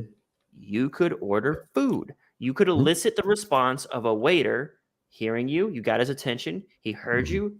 He wrote it down. He went and he had someone prepare it, and then he brought it to you. You were able to get that response, whether you knew the why or the reasoning behind it, Hmm. because you understand. Well, you don't understand, but you were able to communicate the language to him, whether or not you Right. understood it or not. Right. Yep. Very similar process. And one day there will be a greater understanding of that, and that will be an interesting day Be a to weird where it world. understands. Well, that actually, I can't believe we got through all the questions. Those are all the user submitted questions that I think I've got on my list here, Awesome. which Well. is pretty. I feel like there's a lull and we're having a pause moment. Well, we haven't talked about much of anything with substance tonight, so gosh, we should talk about the Kardashians since I brought them up. No, I'm kidding. I don't want to do that. The Kardashians. I have a topic. So one of the things that I've actually been thinking about doing, and it's not about the Kardashians, but it's about the Kardashians. But it's meta about the Kardashians. But I've had this. So with this channel is just a brain dump. Oh, it's funny. I was saying this before. This channel was sort of an excuse for me to begin. We were talking about connection and self-actualization earlier. This channel was like a surrogate excuse for me to get more connection. Before I recognized that you can kind of give it to yourself, and you can kind of go through a lot of this stuff with some woo-woo philosophical meditation practices that I've been sort of diving into and trying to investigate. But it's also a brain dump for like ideas and stuff that I'd like to just passion projects. And one of them is using the stuff that we know about copy and how to create a sales argument to sort of go at topics with the persuasive tenacity that we would a health letter or a financial letter. And one of the projects that I want to go after, because it directly conflicts with my beliefs, and so I'm be interested to tackle this. Because like, again, I'm saying I can do this. I don't have to be emotionally charged one way or the other. But I've always subscribed to the deep work and be so good they can't ignore you philosophies from Cal Newport. And he got that from Steve Martin, the comedian. But I have this idea that I want to put out a video that it's better to be liked than good. And better so to we can like than what? Better to be liked than good. And we can look to people who have absolutely nothing to contribute to society and no veritable skill set, who are mega successful and doing so much better. And society absolutely puts them on a reward flywheel, spinning higher and higher every day. Right. And among that list would be the Kardashians. So could we start by defining what the word better means? Because in any syllogism, in any argument, I say, well, we have to define our term. So it is better. Define better. What do you mean by better? I would say there's a higher ceiling. How about that? There's almost like a higher ceiling. And I would say, okay, let me think about that. It's almost easier to cultivate a persona and not a skill. So I think about Kardashians. Yeah. I think about Tate. I think about, because he's not running Hustlers University or these businesses, someone else and all these other people. He's just on internet, cultivating a personality, a persona. I would say it's easier to cultivate and monetize maybe a persona than a skill, because a skill, you have got to be in the top 1% of the skill to really get the big rewards. But a persona, what do you have to be top 1% of? I don't know. Like, yeah, well, one is subjective, one is objective. So it makes it, I think anything subjective is a little easier than objectiveness, right? If a skill is well, there's subjectiveness in determining who's good at a skill. So I guess that's a misstatement, but you either can write a sentence or you can't, and there will be some people who hire you that think that your horrible writing is good, granted, but over the course of the career, the skill set is harder to cultivate because it's more of you either have it or you don't. And it's measurable through just, sheer results, like, oh, I wrote this copy and it did so well, so this guy shared my name with so and so. So personality, yeah, that's I guess is a different level of hard. Like, you look at the Kardashians as a dreadful example of this, that they've got somebody that has I've met cardboard that was more entertaining than the Kardashians, and yet one of them managed to build $1 billion company. So, they're doing something right, even if it's something that I don't appreciate myself. I have to say, well, they're doing something right, even if it's genetic luck by the name or whatever. But I would much rather, and this is where I get to the argument of better.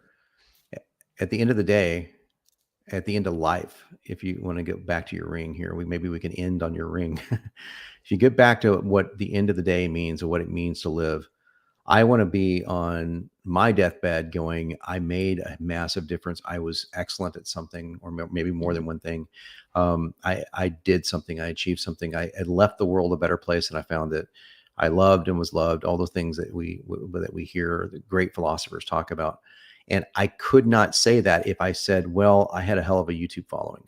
And don't get me wrong, I love my YouTube channel, but I love the reason I have a following. The reason I have a following is because people really do appreciate what I'm trying to do. That's something that's very fulfilling. So maybe they get that fulfillment. I don't know anything about Andrew Tate, like I said. So maybe he gets a fulfillment out of people following him, and he loves that he has a following. I don't know, but maybe it's easier in the sense that you don't have to practice. It's harder in the sense that you have to put yourself out on such a broad, mega pedestal. But I don't know. I'd much rather have a skill if it came down to it, man. I'd much rather be good than liked. It's personal preference, though. Personal preference. Because it's more important for me to like myself. So it's like, if other people like me, but I think I suck, then it's not going to matter. And I would think that I sucked if I sucked. So it's like, I think I suck when I write something that doesn't work. I mean, I remember going through severe neuroses, like as late as in my freaking 40s, thinking, "Oh my God, I'm terrible. I'm a freaking fraud." All the stuff that we all go through. Every single one of us goes through imposter syndrome. I mean, most of us, at least that are introspective, do. And for me, I'll tell just to hit you, like get to level with you. Like whenever I left being a copy chief at Wealth Press, where I had very shiny golden handcuffs, and I had a piece of 50 different promotions that I had helped write, and I decided to sort of just go start over and start my own agency. And I turned down an offer where I could have been a chief over at the MarketWise businesses, working with Mike Palmer, because I wanted to do my own thing. And immediately, everything sort of slowly, like royalties and stuff started as promos got rewritten, controls got beaten. They weren't current anymore. It all started to go back to zero. And I have been through that whole. I've been through it. I've been through it when I was like, yep. I mean, I have had a 7-figure year, and then I've had a nothing year, like within the span of like 5 years of each other. And I went back to essentially square one when I decided I still had the network and the contacts and the clients available, but it wasn't like it was when I just had my fingers in like 10 promos every week. So I just want to echo that, because I feel like that never gets talked about or shared, especially where all you share is like the Bugattis and the Lambos and the, I'd all much that rather stuff. talk about those moments. It's like I have them all the time. So there's not a month that goes by where I don't feel something like that, even on the best months that I have. So there's every single person, if they're being honest with you, has had either months or years of drought, of feeling like even if they weren't like suffering financially because they're like above a pay grade of certain that you hold as like some threshold, they're suffering in other ways. Sometimes they're suffering financially. So every single person I know has gone through that. So if you're feeling that way, man, it's completely normal. And there'll be times where you don't feel that way. And it's when you don't that you should be more afraid. It's when you're like, man, I made so much money right now. I'm just coasting, man. I'm got it easy. That's when you have to be very afraid. You should be very, very alert of that, because like Kyle just said, it doesn't last. Okay, so you should be but skills do last, man. This is the thing. Money doesn't last. I mean, you can, if you're great with money, then it does maybe, but I suck at it. But money, income, steady income as a copywriter doesn't last. Gary Benson would maybe argue that point, but for most of us normal people, copywriters, even the good ones, money doesn't. It's not going to be consistent. There's going to be patterns of consistency, but it's inconsistent. What does last is your skill. until your brain goes, and that's a long time, hopefully, away. Mm-hmm. So hone the skills, man. That's my take. Yeah, we're in the hit maker business. So our Mm, income can be just like a celebrity actor, mm-hmm, where it's like you're putting out. You might have a couple hits that basically set you up, mm-hmm, and you could be comfortable. You could technically retire. mm-hmm, Oftentimes people spend a lot of that mm-hmm, because they're you can mm-hmm, almost call it more like an athlete than an actor. But either way, their financial IQ is mm, is or they decide that they need to be the provider for their entire 2 generations and all their immediate and mm-hmm, distant family. mm-hmm. Um, Yeah, so then it it's a lot vanishes. But harder. yeah, like if you stop making movies, or you stop getting those checks in the mail for those movies that you made years ago, Mm-hmm. and you didn't keep all the money, it can dry up. It takes about, It I can. mean, I think the life cycle on a financial promo is six, like for a really good one. Yeah, that sucker runs about 6 months. And the Mm-hmm. longest I've ever had was one run about a year and some change. I've had a couple, and that's something that you want them to run for like a year, but man, you are not going to have very many that run like 2, 3, 4 years where they just keep Yeah. running and making money forever. Yeah, I've got a few. That's in fitness is a bit different. It can last, and Hmm. there's some that I still get a commission check after I wrote it in 2016, and Nice. it's yeah, that's kind of crazy when you write something in like that long ago, and then the highest checks were in 2019 and 2020, so it just kept getting better and better. That's really rare, and let me tell you, there was a year and a half where those residual checks were like more than most people make in a year. And so that's the strength of the letter, but also the strength of the guys that are running the company because they're just badasses. And Hmm. Mark Stockman, who helped me edit the letter. I wrote the letter, and then he and I edited it together. The power of editing cannot go understated, man. And you get a guy like Mark who's just a genius and who's really good at this nitpicky stuff about narrowing it down and getting it refined. He taught me a lot about editing, but he was able to say, dude, just do your genius, go in your room. Just we'll leave you completely alone. Dream client to have. Never missed a payment. Can't say enough about these guys, but that's a rarity. And I remember that it was easy to just depend on that money and not have to work. Well, I don't have to take a new gig this month, or I don't have to Hmm. sell my software this month, or I don't have to do a promo this month. And it caught up. And so it does, it can catch up. And sooner or later, like, whoa, or I had a big retainer, like a 30 grand a month retainer for a while. And I've had those before, but it's like this one was a dream one, another one. And that's a lot of money. I mean, most people aren't making that kind of money a month. And so it was easy to say, oh, you just got this, all your expense. Now you can just do all this other stuff. You can get something extra and take your eye off the ball. And yeah, so we all fall victim to that. And I'm kind of happy that I'm not doing it now. I've got similar situations now, and I'm not taking my eye off the ball. And Todd Brown's a huge one to thank for that. He's the one saying, hey, keep your eye on the ball, keep doing the basic stuff, do the bullet campaigns, make sure that I'm having to work really hard at that, but I was so diligent on those bullet campaigns, man. I know we're getting a Yeah. little off topic here, but No, I that's was like, fine. man, I'm going to get this to happen because I'm sold on this. I've got all these products and I want to make sure I do that. But the birth of Benson, somebody asked this question, and I'm going to have to get going pretty soon, but I will answer this Yeah. question. And because I want you to know this. I put my own shit out of business with Benson. That's what I personally am afraid of. Like, I put my heart and soul into the 4 copywriting courses I have. They are, they're good. They are good. And and people that take them, it's like they're some of the best courses I've taken, or you have a way of doing it, it's different and all this stuff. But because I pride myself on being a pretty decent instructor, but now I have to go back and I have to redo all of them at some Mm. point. Not from the knowledge of like, how do you spot a lead? How do you do this? What's NLP? None of that stuff. But the stuff of like, here's 20 headline formulas I want to teach you. I mean, I still want to teach it to them, but I want them to know you can write this instantaneously in chat or in Benson or whatever. Mm-hmm. But you still need to know why it works. So I have to go back and redo almost everything that I've created. And some of the things I created are going to be made null and void by Benson itself, which will be now VSL.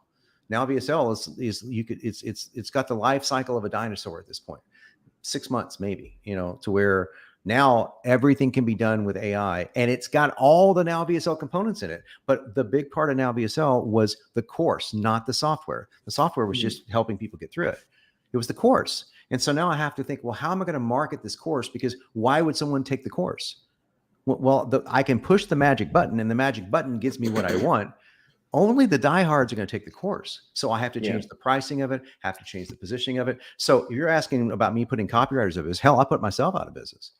When you're doing these like marketing campaigns, when you're creating your own campaigns and you're doing like coming up with marketing angles for your own stuff, I struggle to death. Do you still write copy like personally? Do you put fingers to keys for clients and retainers and stuff like that? And do you also do your own copy?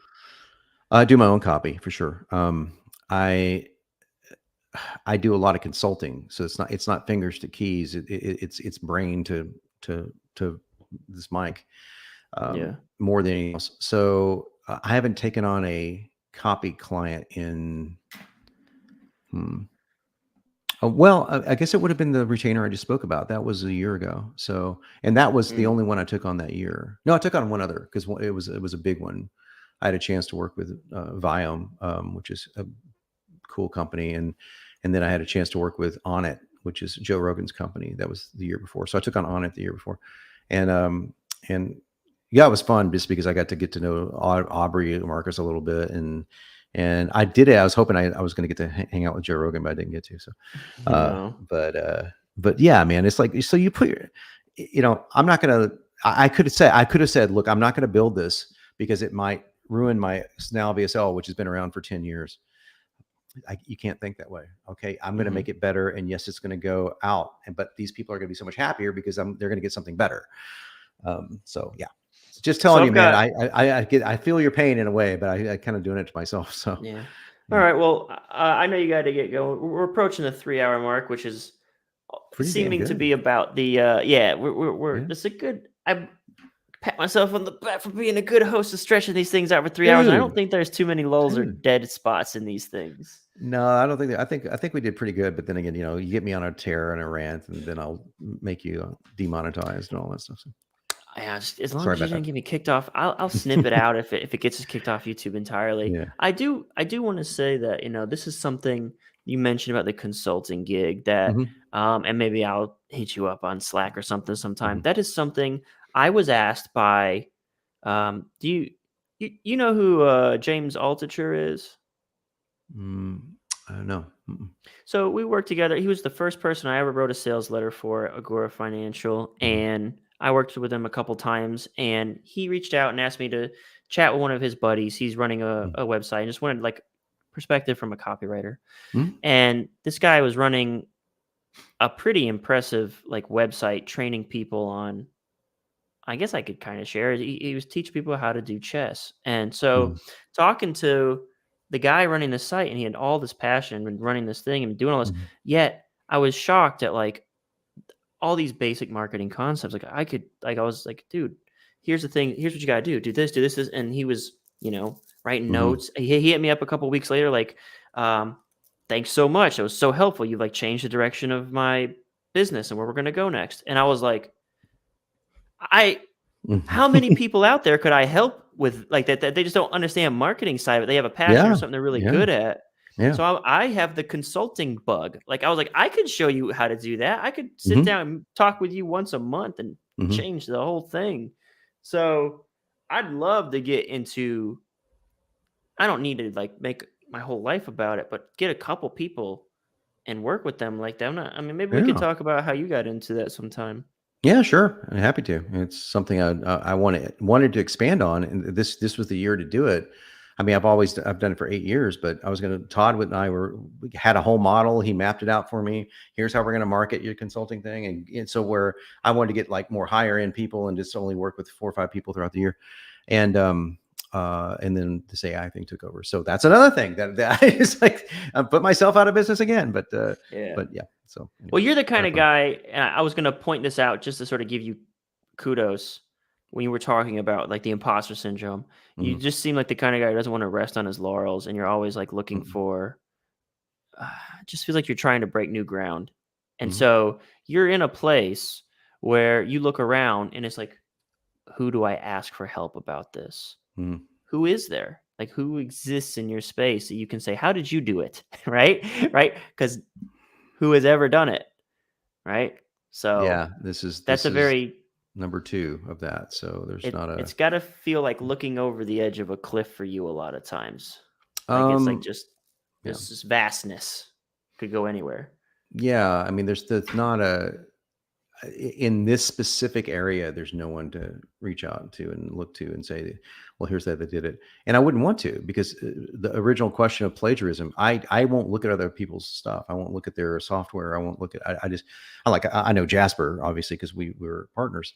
Hmm. But I'm not taking anything that Jasper, I just won't look at it. I want to go in a direction that's completely mine. And if it works, it works. If it doesn't, it doesn't.